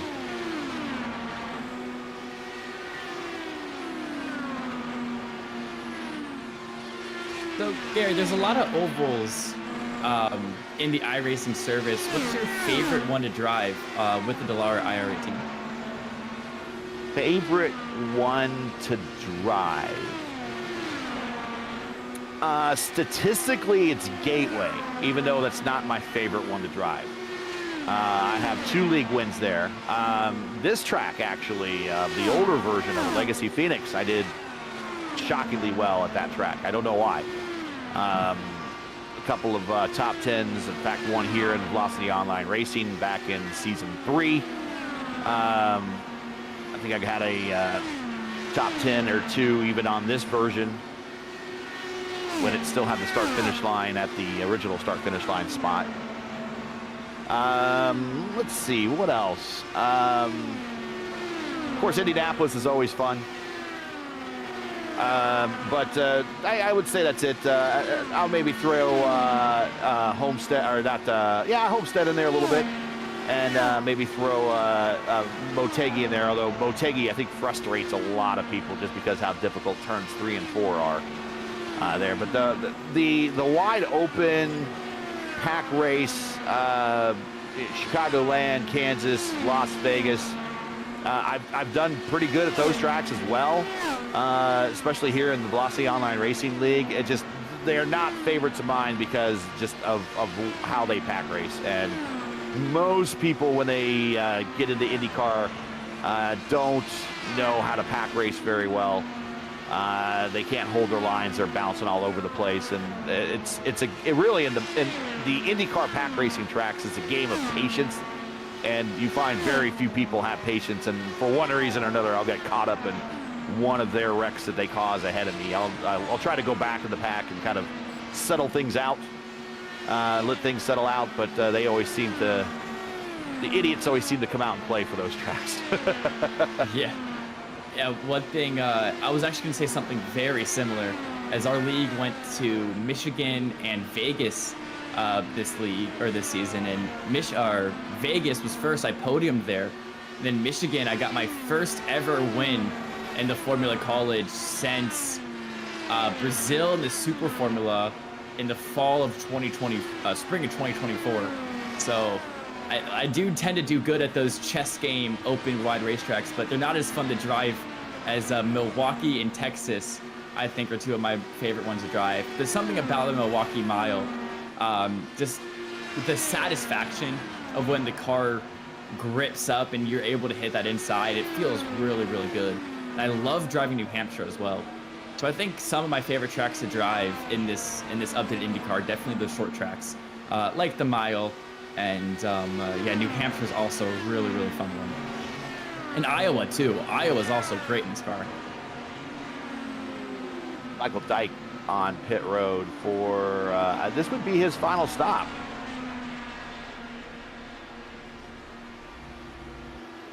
Oh, and he withdraws. So we now have 9 cars remaining.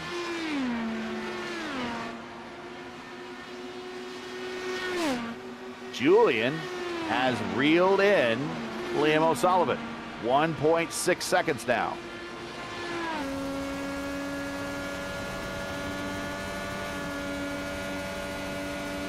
And he's got Hatsuma in front of him. He's using Hatsuma as a little bit of a pull down the straights.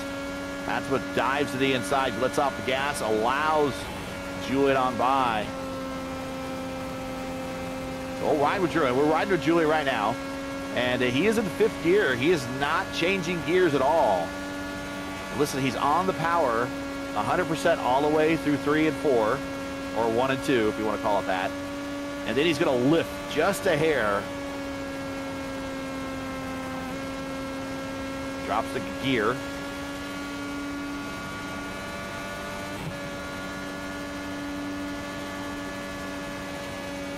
.3. We might have ourselves a battle for the lead here by the time we get to the next round of pit stops. Now, it's also, as Liam played a little bit of a rope-a-dope here, and he's like, well, I'm going to back off, save a little bit. No, he's coming to pit road. And I would say Julian needs to answer sooner rather than later. Yeah, he could either answer the next lap and just protect from the undercut and not let that gap build up too much, or Gary, what he could do is he could extend now, see if he can build up a tire delta. If you can get about, I don't know how much fuel he has, but probably 4 or 5 lap fresher tires is what he might be able to do with what he has left in his car. He could get the tire delta, really outpace in this last stint with those fresher tires, and then see if he can bring the battle on. So he has 2 options: either pit instantly to not let that gap get too big, or stay out and go for the overcut. He's going to stay out, it looks like. And he might be angling for that quicker final stop. So we have more drivers on pit road. That's Amon Lal for his final stop. Julian had a big lift. Ooh. And just in front of Julian is Liam. So there is kind of his target now. Liam is in 5th spot, 1 lap down.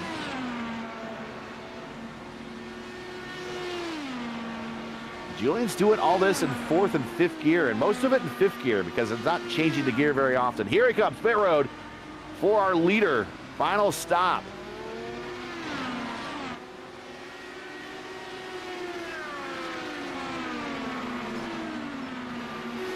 Yeah, it's Amon Lal now coming out of pits. Little close an exit there with Hexam, I believe that is. And Altena, yep, as well, coming down pit road. As you can see him dropping on the timing towers. That 11 machine now going to slow it down, get down to that 45-mile-an-hour number, and find his blue pit stall. Here comes Clindy pit road. So Clindy picked up the lead briefly, and now he's coming to pit road to answer the call. So when do we see Kostik Solic? Now Kostik, he has a whole bunch of cars in front of him battling for position. Dan Inch and Lal and Tessera are all right in front of him. Oh, and a car up into the gray. That was Inch.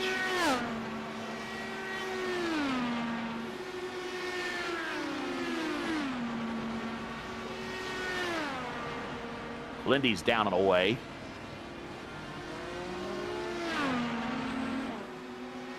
Final stop, 48 to go.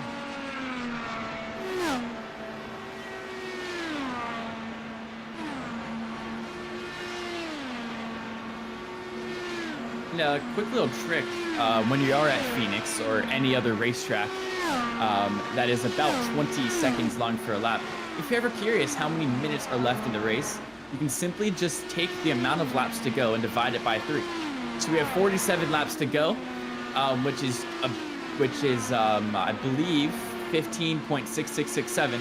So we have about 15 minutes and 40 seconds left of racing action to kick off here, and that works essentially because 20 seconds is about 1/3 of a minute. So when you do the calculations, you do 46 times the 20 seconds, and then you divide that number by 60 to convert it from seconds to minutes. And after all the math is said and done, you divide by 3. And now with 45 to go, we have 15 minutes left of this racing action. So definitely stay with us, because in 15 minutes, we're going to crown a champion for this season of the Velocity Online Racing. You got it once again. If you're just joining us, you are watching the Velocity Online Racing and Green Flag TV's coverage of round 9 of 9, which is Championship Saturday. The Velocity Online Racing Indycar Championship coming to you from Phoenix for the 7th running of the Phoenix 275. Where currently Kostik Solic is your leader, but he is due on pit road anytime here in probably the next 5 laps or so. Make sure to smash the like button, subscribe to the channel so you don't miss out on the next race. The next race for the series won't be for a little while. Won't be till January 3rd for opening day of season 15 as the teams and drivers head to Auto Club Speedway in Fontana for the 11th time in league history. Coverage begins at 2 p.m. Eastern time on the 3rd. Don't miss it. And stay tuned to the Velocity Online Racing Discord and this channel for more information. But we are now in the closing stages of this 275-mile race. 41 to go, and when are we going to see Kostik come to pit road? He's staying out. He's the only car on the lead lap at the moment. Yeah, he's extending this stint as much as he possibly can, Gary. He knows that the only way he can win this race is if the caution comes out right from now to the time when he pits. So he's just hoping, praying to see if that will happen and give himself a shot at this championship. But with only 9 cars on the field and the closest gap being 0.8 of a second between those cars, the likelihood of a caution at this point is so low that I highly doubt it'll work. But at this point for Solo Ice, that's the only thing you can do. And yeah, he comes down pit road, he's out of fuel. Yep. Can't go any further.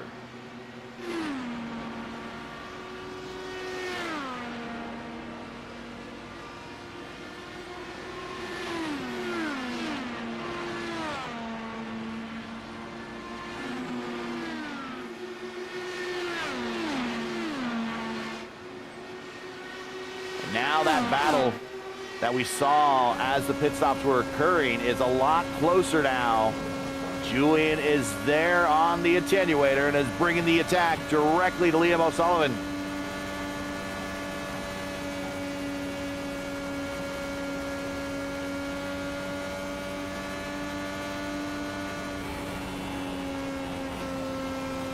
And again, I'm willing to bet, even at this point in the state, with a lot of racing still left to go, I'm going to guess the gloves are off for both these two. I imagine they're just going to decide it amongst themselves, as long as they don't wreck each other. Yeah, and don't forget, Alston has fresher tires than O'Sullivan. I don't remember how many laps later he pitted, but I definitely it was 5 laps. Okay, cool. So 5 laps of tires, that's a big margin. He goes down the inside.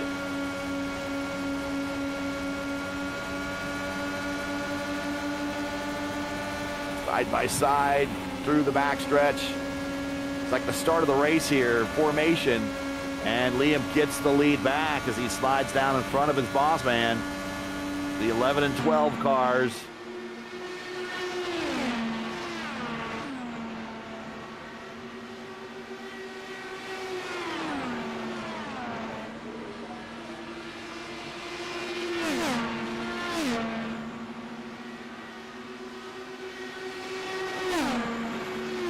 Julian's going to take a peek to the inside again.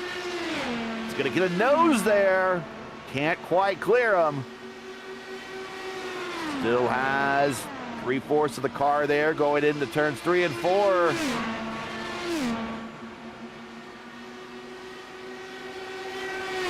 Again, we're going to go side by side. Julian gets a nose.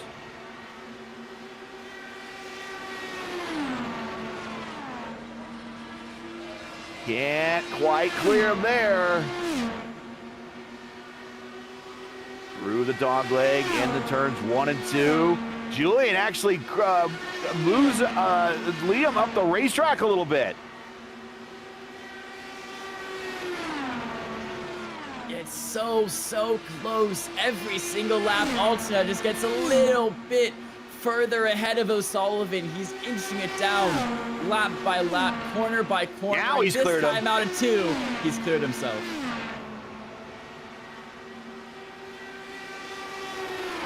He cleared him on the racetrack, but not enough speed. Now Julian goes to the high line. He's going to use the high line to defend there.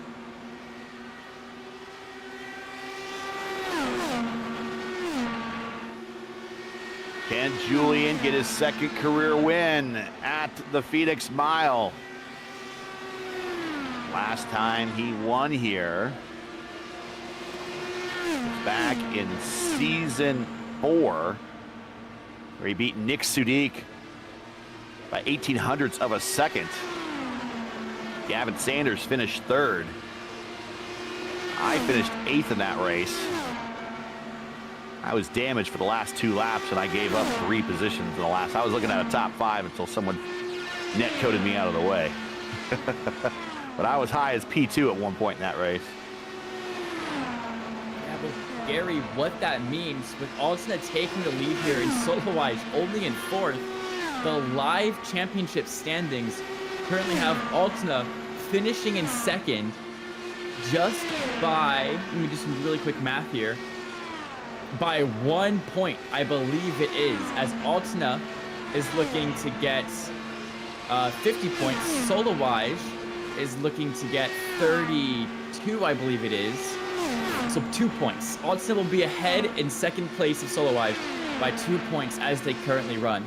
As Altena has led a lap and Solowage has led a lap, and the driver that's definitely going to get the 2 bonus points for most laps led is 100% O'Sullivan, so we don't have to worry about that one. Right. And O'Sullivan got the bonus point for pole as well. So Altena, as it runs right now, currently second in the championship, still being led by Clenworth and Solowage in third. Unless that 95 can get past the 37 ahead, that is how they will finish this championship tonight. Don't go anywhere following the race. We will talk to the podium as always, and whoever finishes as the champion, which looks like it's going to be the car in third place of Kyle Clenworth. He will right now tentatively looking to be in that route, but we don't want to crown anybody yet. We still have 24 laps of racing still to go here. Julian very much looking like he's going to win the battle, but not win the war. He is your leader over his teammate Liam O'Sullivan. Liam has dominated today, but has hemorrhaged time here in the second half of this race. And for whatever reason, Julian has been much quicker. Liam is now in second, Lindy in third. A little bit further back, we're watching Law, Solwedge, and I think it's Hatsuma right behind him with Dan Inch.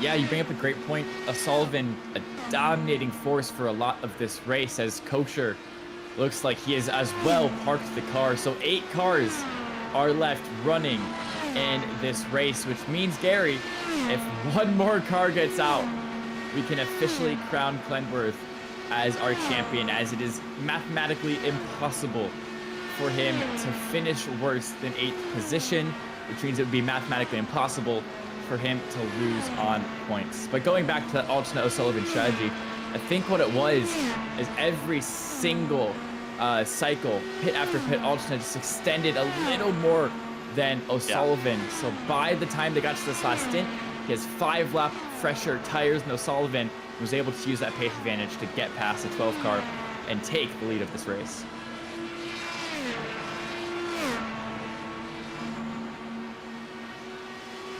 Now, 18 to go.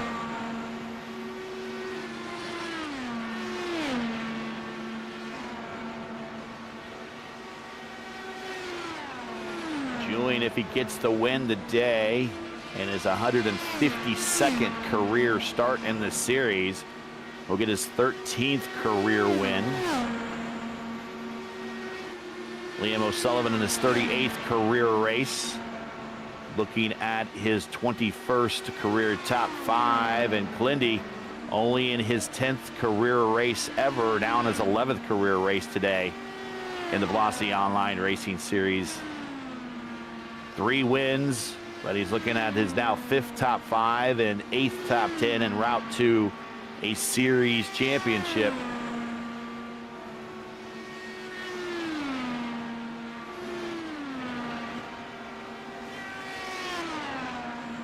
Yeah, and as this race comes to a close, I would like to remind everybody to not go anywhere once this race is over, because we still have some more broadcasts going on today. Of course, at 8 p.m., I will be once again making my way up to the booth for the SRA Speedway Blitz around Old Atlanta.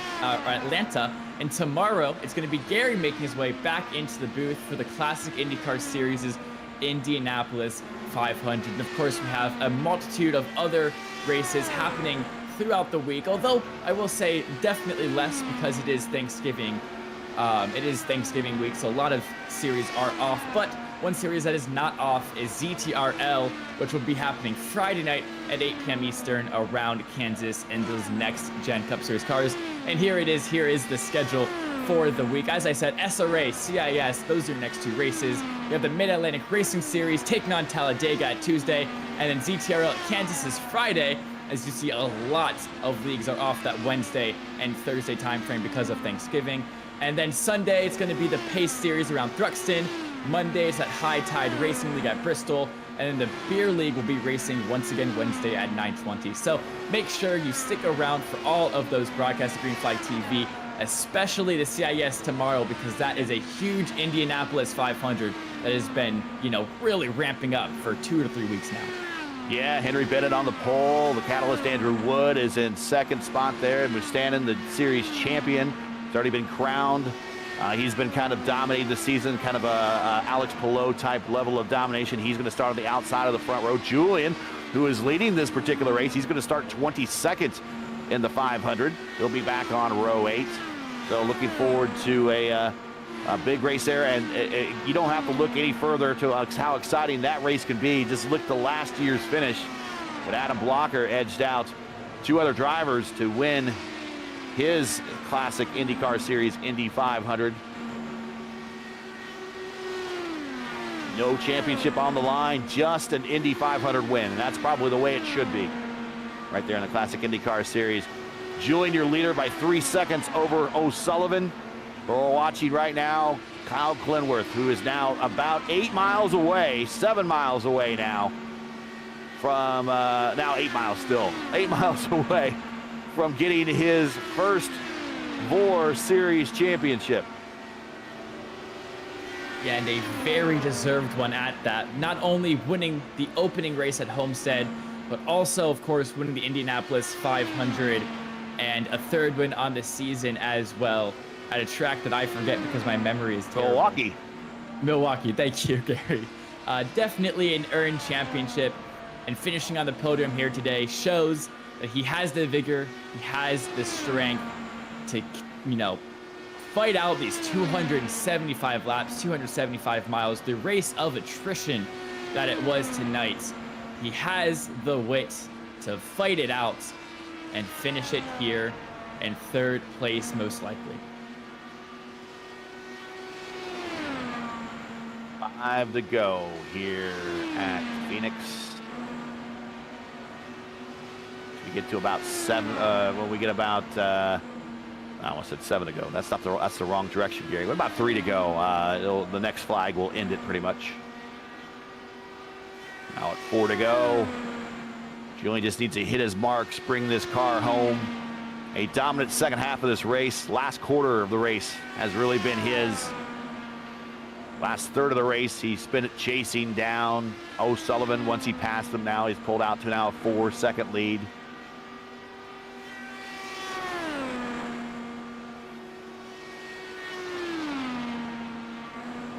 As he heads down the backstretch, Julian is looking at win number 14 of his career. That puts him 3 behind Alex Van Ascent, 2nd all time. And it would also be Julian's 2nd win of the season. He won one of the 2 Indy sprint races. So he'll win one on a road course, win one on an oval. White flag in the air. 1 more lap to go for this season as Julian, like I said, is going to win the battle, but not win the war. And for the 8th consecutive time, he's going to finish on the championship podium, but still looking, doing a little bit of the Altena weave down the backstretch there, but still looking for championship number 3. And he's going to have to wait a season for that, but he's going to get win number 2 this season and win number 14 overall today here at Phoenix. And your champion, probably, we're going to wait for the math, but it's pretty safe to say your champion and another championship notch and another championship belt for him will be Kyle Clinworth, coming home in 3rd. Liam O'Sullivan, a distant 2nd, will be on that 2nd step. And that is your podium here tonight. Yeah, and Altena with this win also will at least finish 2nd in the overall championship. So once again, being the runner-up in the series, you mentioned it last season, he was runner-up to Nunez. This season, he'll be runner-up to Clenworth, and he did get the win here tonight, but all eyes are on that pink 37 machine of Clenworth, as he has done it throughout these 9 races, 10 if you count the 2 heats of Indy GP. He is the one that is going to be crowned. He is the one to top all of them. Your championship winner here for the 14th season of the Velocity Online Racing Series League will be Kyle Clenworth. Go ahead and bring up the final results on the screen if you like, as they cross paths on the racetrack. But Julian with the win, Liam O'Sullivan coming home in second, Glindy third, goes to Solwedge in fourth. And really, I would say each one of these championship contenders coming into this race did exactly what they needed to do. The math didn't work out, unfortunately. I think Julian might actually finish second in the championship. We will find that out. We'll see if your math is working out there, Lucas. I think you did. But Kosik is fourth, Law in fifth, Hatsuma in sixth, Tessera seventh. Dan Inch with another top 10 finish this season. He comes home eighth, Coker in ninth, and Michael Deitch in 10th. Moving on to the next page, we got Strauss and Sauce kind of involved in that incident coming off of turn 2. And Strauss kind of was a bit of an innocent victim there, but he comes home 11th, Sauce at 12th. Brian Fiola's 13th, F. Tink 14th, James Watson 15th. Then we got Presley, Mariani, and Mason Mitchum for 18th, 16th, 17th, 18th. Vitor 19th. Jesper Orman did not start, but he will get credited for 20th. And Sebastian Dufresne, I think, will also get credited for 21st. But that is 19 cars really started here, and 20 and 21st did not take the green flag. And some other championship standings changes that happened after today. Yves Tink and Luis Nunez came into this race tied for fourth. Yves Tink will be the one claiming that fourth place. Ahmad Lal came in 10th position. He will move up 2 places with that 5th position, finishing the championship in 8th. And the other notable jump, of course, is Altena leapfrogging over Solowaj with that win to come home in 2nd. And now we can start with the interviews. Gary, I believe you're alongside the 14-time winner, Julian Altena. Julian getting career win number 14, but one of the things that we talked about, and he's not here yet, so we'll wait for Julian to get in here. But we can bring down Liam. I think Julian wants to go update the points, so we'll bring in Liam here. Hey, Liam, P2 today for today, but a race kind of you dominated much portions of, but the last quarter of the race, Julian kind of got by and pulled away. Did we just lose our feel for the racetrack, or this track doesn't agree with your style? I'm about as clueless as you guys. I think Julian just turned the wick up in the last 100 laps there, because I was full push still. Nothing had changed. Car felt great. He wasn't doing anything particularly different. I can't wait to see the Garage 61 telemetry, to be honest. But yeah, he pulled what was a 9-second gap, I believe, at one point to 0 in one stint. Nothing different from me. No fuel save, no nothing. And I just didn't have an answer. I ran him as hard as possible for 5 laps side by side there. Couldn't have done anything more. And yeah, I mean, there was nothing in it. He's just, the last 2 stints, he absolutely minced me out of nowhere, to be honest. I wasn't expecting it.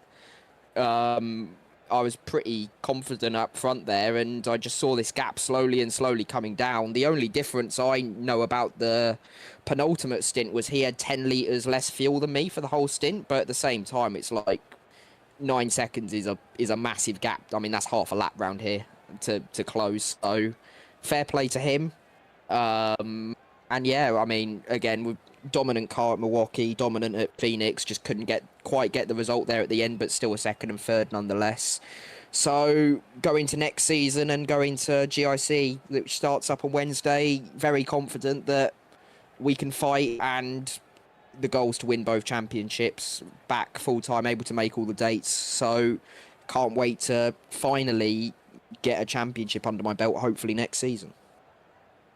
Shout-outs, friends, family, sponsors, anyone who wants to say hi to for this P2, and just general thanks for I know you couldn't play every single one of the games with us this week or this year, but the ones that you're here, you're always a constant player. So I know you're looking for much more, but a P2 today, I'm sure you got some people you want to thank.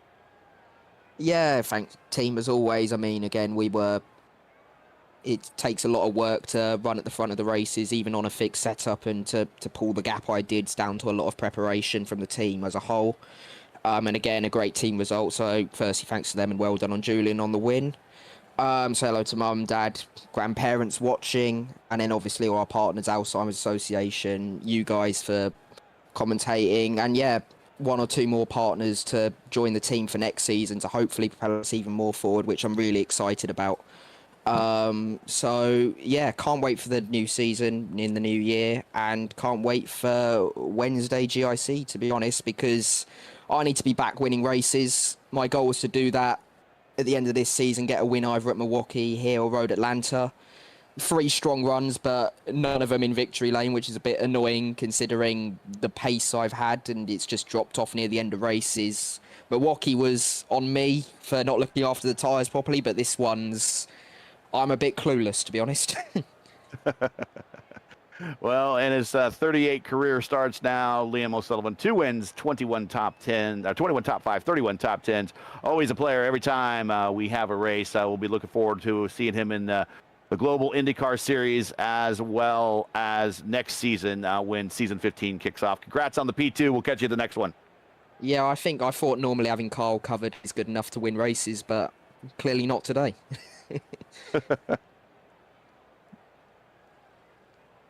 All right, and bring down the next interview. I guess that would be Julian, and with the winner's interview, I guess we'll pass it over to Lucas for the lucky duties. Yeah, of course. Welcome, Julian Altsna, the winner of the 275-mile race here at Phoenix. Talk us through where that late race pace really came from. Man, I'm gonna tell you, it's almost strange that you call me a race winner on an oval, because I'm really not that used to it. But yeah, I figured I couldn't have Liam on pure speed, so I opted for a different strategy, and I pitted a little bit later, short fueled the car, because I was gonna split the final 2 stints in half, basically. And he wanted to take the first one with more fuel and then the second one with a bit lighter, but he didn't really figure the line out, and he was over fueled compared to me. So he just carried more fuel, and I was able to run him down that way for the most part. I think the pace overall was a bit better towards the end than his, but throughout the race in general, I think he was the quicker driver. But I just was able to find a better strategy for myself for my own race, and was able to get him that way. I know Kyle let me go a little bit. He didn't fight too hard. Wouldn't say moved over, but he didn't fight it too hard. So I guess I appreciate that. He had a championship to take care of. I knew it was a long shot, so I just went all out for the win in terms of strategy, trying to maximize it. And yeah, like I say, the speed at the final 2 runs really came from just carrying less fuel than the 2 people in front of me. So that's how I was able to pull it off. But yeah, it feels really good, really strange at the same time, because like I say, I usually don't win these oval races, but I'm really happy nonetheless. Yeah, and I know you're probably shooting for the championship win here today, but with the win and with Solowaj finishing in 4th, you do leapfrog him in the championship to move up to the back-to-back now runner-up finishes in the championships. That must feel pretty good. On one hand, yes, but on the other, I've got so many of those top 3s in the championship, and I've only had 2 championships in the beginning of the league, when it wasn't quite as competitive as it is now. So, I really want to check that off my list. Still working on that, but people that know me, I'm not trying too hard to win here, because it kind of feels a little sour if you win your own league, if that makes any sense. Like, the competition is really stiff, but it feels a little cheap in some way, because you are in charge of the whole organization, and it kind of feels like Penske car in that regard. So I'm trying to keep everything as fair as I possibly can, and I'm even considering switching to open setups to really put any doubts on that. I'm considering it. I'm not saying it's happening. It depends on a lot of people in the league as well. So chances are slim, but it's possible. It's not 0. But ideally, if it were completely up to me and I wouldn't lose a third of the field, I would make it open setups just for that reason. But yeah, just really happy nonetheless with the competition here. Of course, everyone does a great job. Cal drove a really good season. So did Kostek. I think all three of us have had their fair shares of bad luck throughout the year. So I think it's all pretty even between us. And yeah, only 22 points between the three of us is really just going to show everyone that this league really is quite competitive. But there's also room for people to improve, which you also see throughout the field, with the rookies really doing well and even improving. So yeah, just if you want to get involved in it next season, we get started again on January 3rd, 2026 at Auto Club Speedway. Potentially with open setups, but most likely fixed still. But just putting a disclaimer out there, it could be open setups. So yeah, that's basically it. Just really happy with everything, and grateful for you guys as well. Yeah, and with my last question, you kind of segued to it. Do you have anyone that you would like to shout out or thank, or any last words, last messages to finish off this this great season here? Yeah, I've got to mention my girlfriend first. I put the race on the new TV we bought today, and she's already fell asleep because apparently she thought it was boring in the mid portion of the race. But thanks to her for watching at least. She's not wrong, really. I know, that's why I'm the We first started one to talking say it. about perpetual motion machines at about Oh, 50 laps in. at least you guys didn't talk about any weird popular things from like 10 years ago, like loom bands or whatever, or anything else like NASCAR. No, that's a good thing.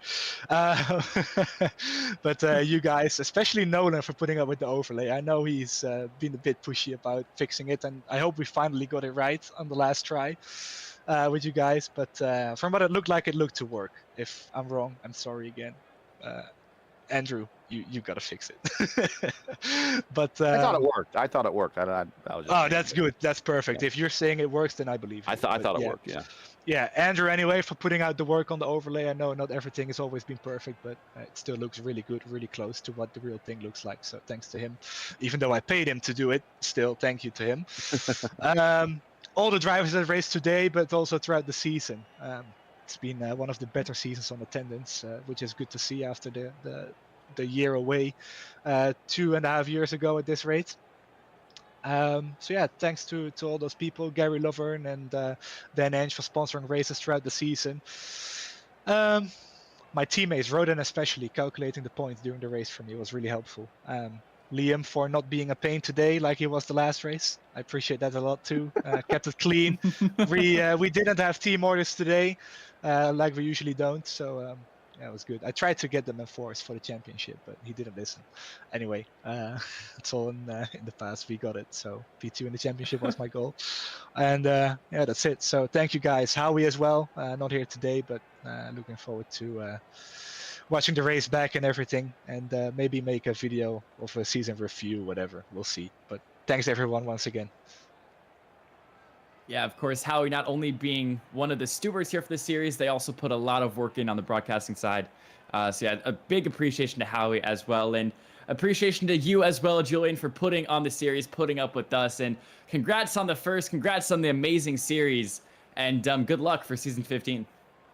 Yeah, thank you guys. It's a bit of a sour note, but I really do appreciate everything that we've gone through this season. You guys have always done a great job, but yeah, I suppose I could say this. We just want different things, and that's the reason. It's nothing about the quality at all. It's been perfect. Nothing to complain whatsoever. So it's just been an incredible ride this year. And yeah, just really excited to get next season going. Thank you, guys. All right. Thank you so much, Julian. 100%. Thank you as well. And now, Gary, it's time to interview the championship winner, the third place finisher, Kyle Clenworth. I'll toss it over to you for this monumentous interview. Hey, Clinty had a bit of a pucker moment there when an accident happened right in front of you. You dodged it. But you know, I think a little bit of a strategy got you some track position, got up there and led some laps, but it kind of got you out of that mid-pack battles that a lot of people are kind of elbows out in this particular race. Caused some early cautions, but it kept you out of trouble.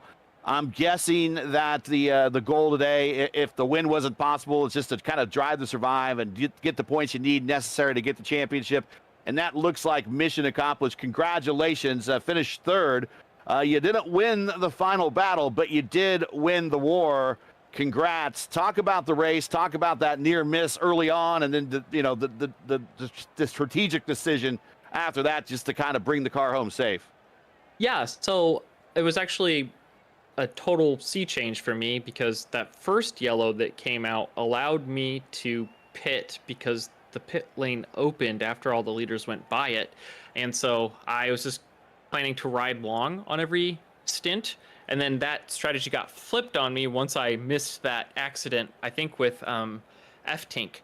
So when I dodged that accident with him, and I think it was Watson, I was able to cycle to the lead because all the leaders then wanted to pit. And then I was on the back foot instead of the one who was going to go long. I was going to go short. And I was okay with that because having the lead was very powerful. When I had it, no one could really pass because all you do is run where the car is fastest. And even if someone behind you is much faster, like Liam and Julian were, they can't get by you if you've got the dirty air on them. And then we just had a yellow, 20 or 30 laps into that stint. And then Liam expertly timed another restart to just blow by me as if I did not go. So he did it at Milwaukee also. So, I mean, it's either he's the best in the world at it or he's going just a little early. And either way, fair play to him. I didn't need to win the race. So when I saw how fast he and Julian were, I just kind of let them go and settled into a position directly ahead of Kostek. And I knew that Kostek and I just needed to stay out of each other's hair. And I was able to stay in front of him all day long. And I was really sweating bullets at the end there because my spotter said, the car behind you is pitting, the iRacing spotter, not any of my teammates or anything. And so I figured that was Kostek trying to undercut me. And so I go, okay, I've got to pit this next time by. So I didn't see him on my relative anymore. And I popped right onto pit lane. He was still on the track. And if we had caught a yellow in the, 15 or 16 laps that he was able to stretch that run, he would have been first and I would have been fourth. And that's exactly what he needed to have happen to win the championship. So I'm not sure if Liam had side pod damage or something, but I reeled him back in. He was only like 6 seconds from lapping me, I think with 1 stop or 2 stops to go. And he only finished 2 seconds ahead of me. So he either burned his tires off or got some damage or something. And I just think I would have gotten by him had we had that late yellow, but we didn't, and we didn't have to deal with it. So well done to Julian for the win. Well done for everybody who's been a winner this season, for Kostek for putting together an amazing runner-up season, and everyone in this field, and for just having a nice clean race here to finish it out mostly. Reflect on thoughts on the season for your first championship. 3 wins, but a player in every place, and also you get a championship in a league also with some road races on there, and you're able to survive those road races and do what you needed to do just enough to get that championship. That's got to feel pretty good, considering that we know you're an oval guy and you've been working on that road side of things, and to get an accomplishment of winning the championship of a league that includes a number of road races, got to feel pretty good. Yeah, it goes back to the help that Mike Rigney gave me from offering the P1000 Sim Magic pedals for winning the ISRA inaugural season in the IndyCar. If it weren't for those pedals, I'd still be absolute trash on road courses. Now I'm just okay. I ran in the top 10. I finished top 10 on a road course this season in VOR, Gary. So you can tell people I am a top 10 road course finisher. I don't get to log many of those, but I ran in the top 10 at Indianapolis. I finished the top 10 at Road Atlanta, and I know it was in Horizon, but I fought for a top 10 there at Road America as well. So I'm really, really working on that craft. And if I were a little bit better, maybe I'd be still in the conversation with Blaze for the Indy Next and Indy Pro series, but just not quite there yet.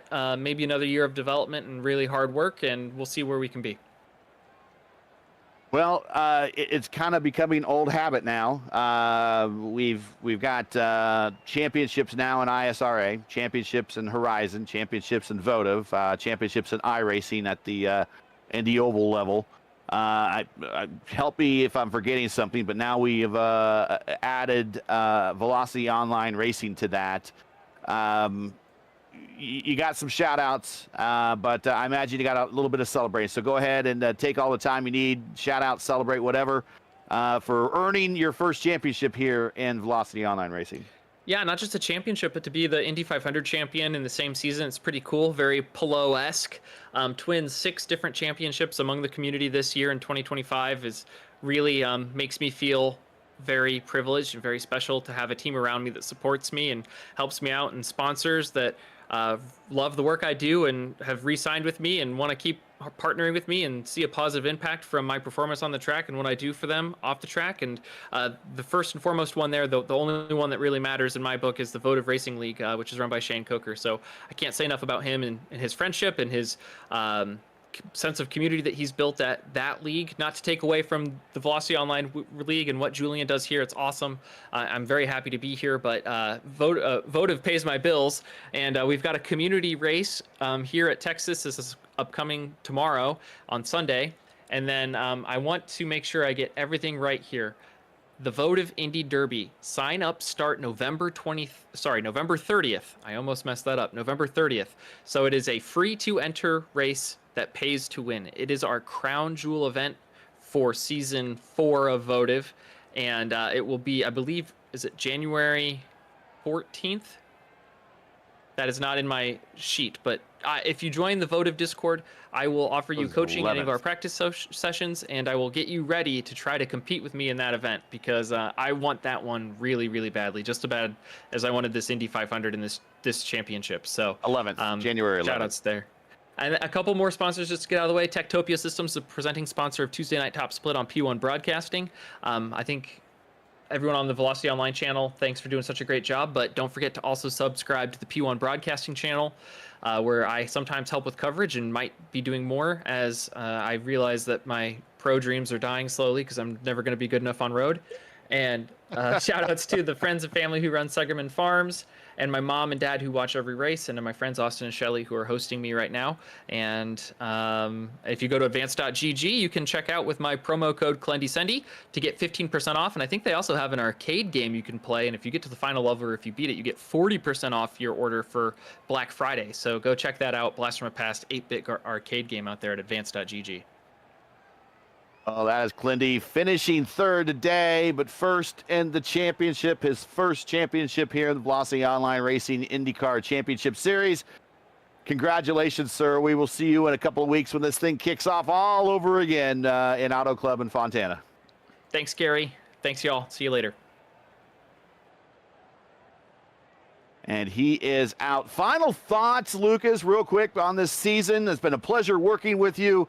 You got to check out another IndyCar season, another IndyCar series here over in Velocity Online Racing. It's one that's been around for a long, long time.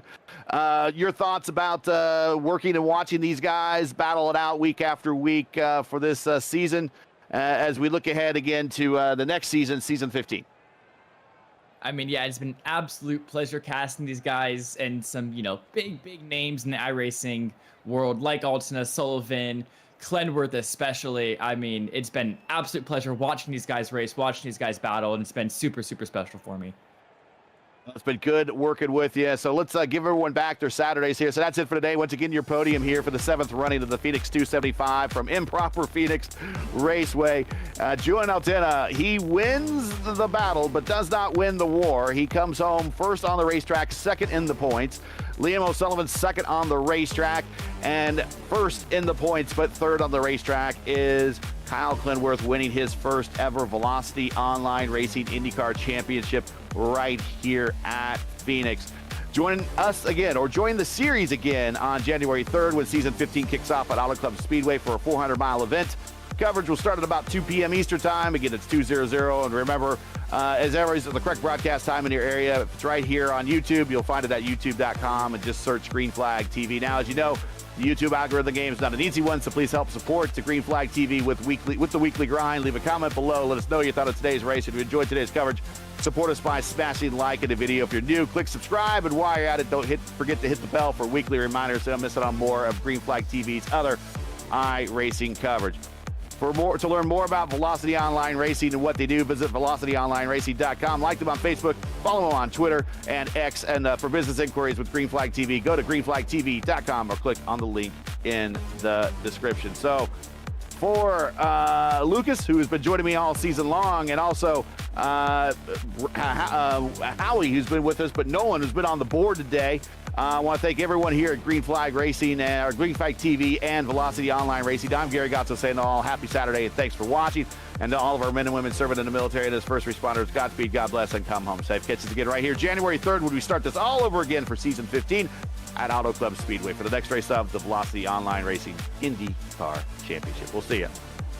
Peace.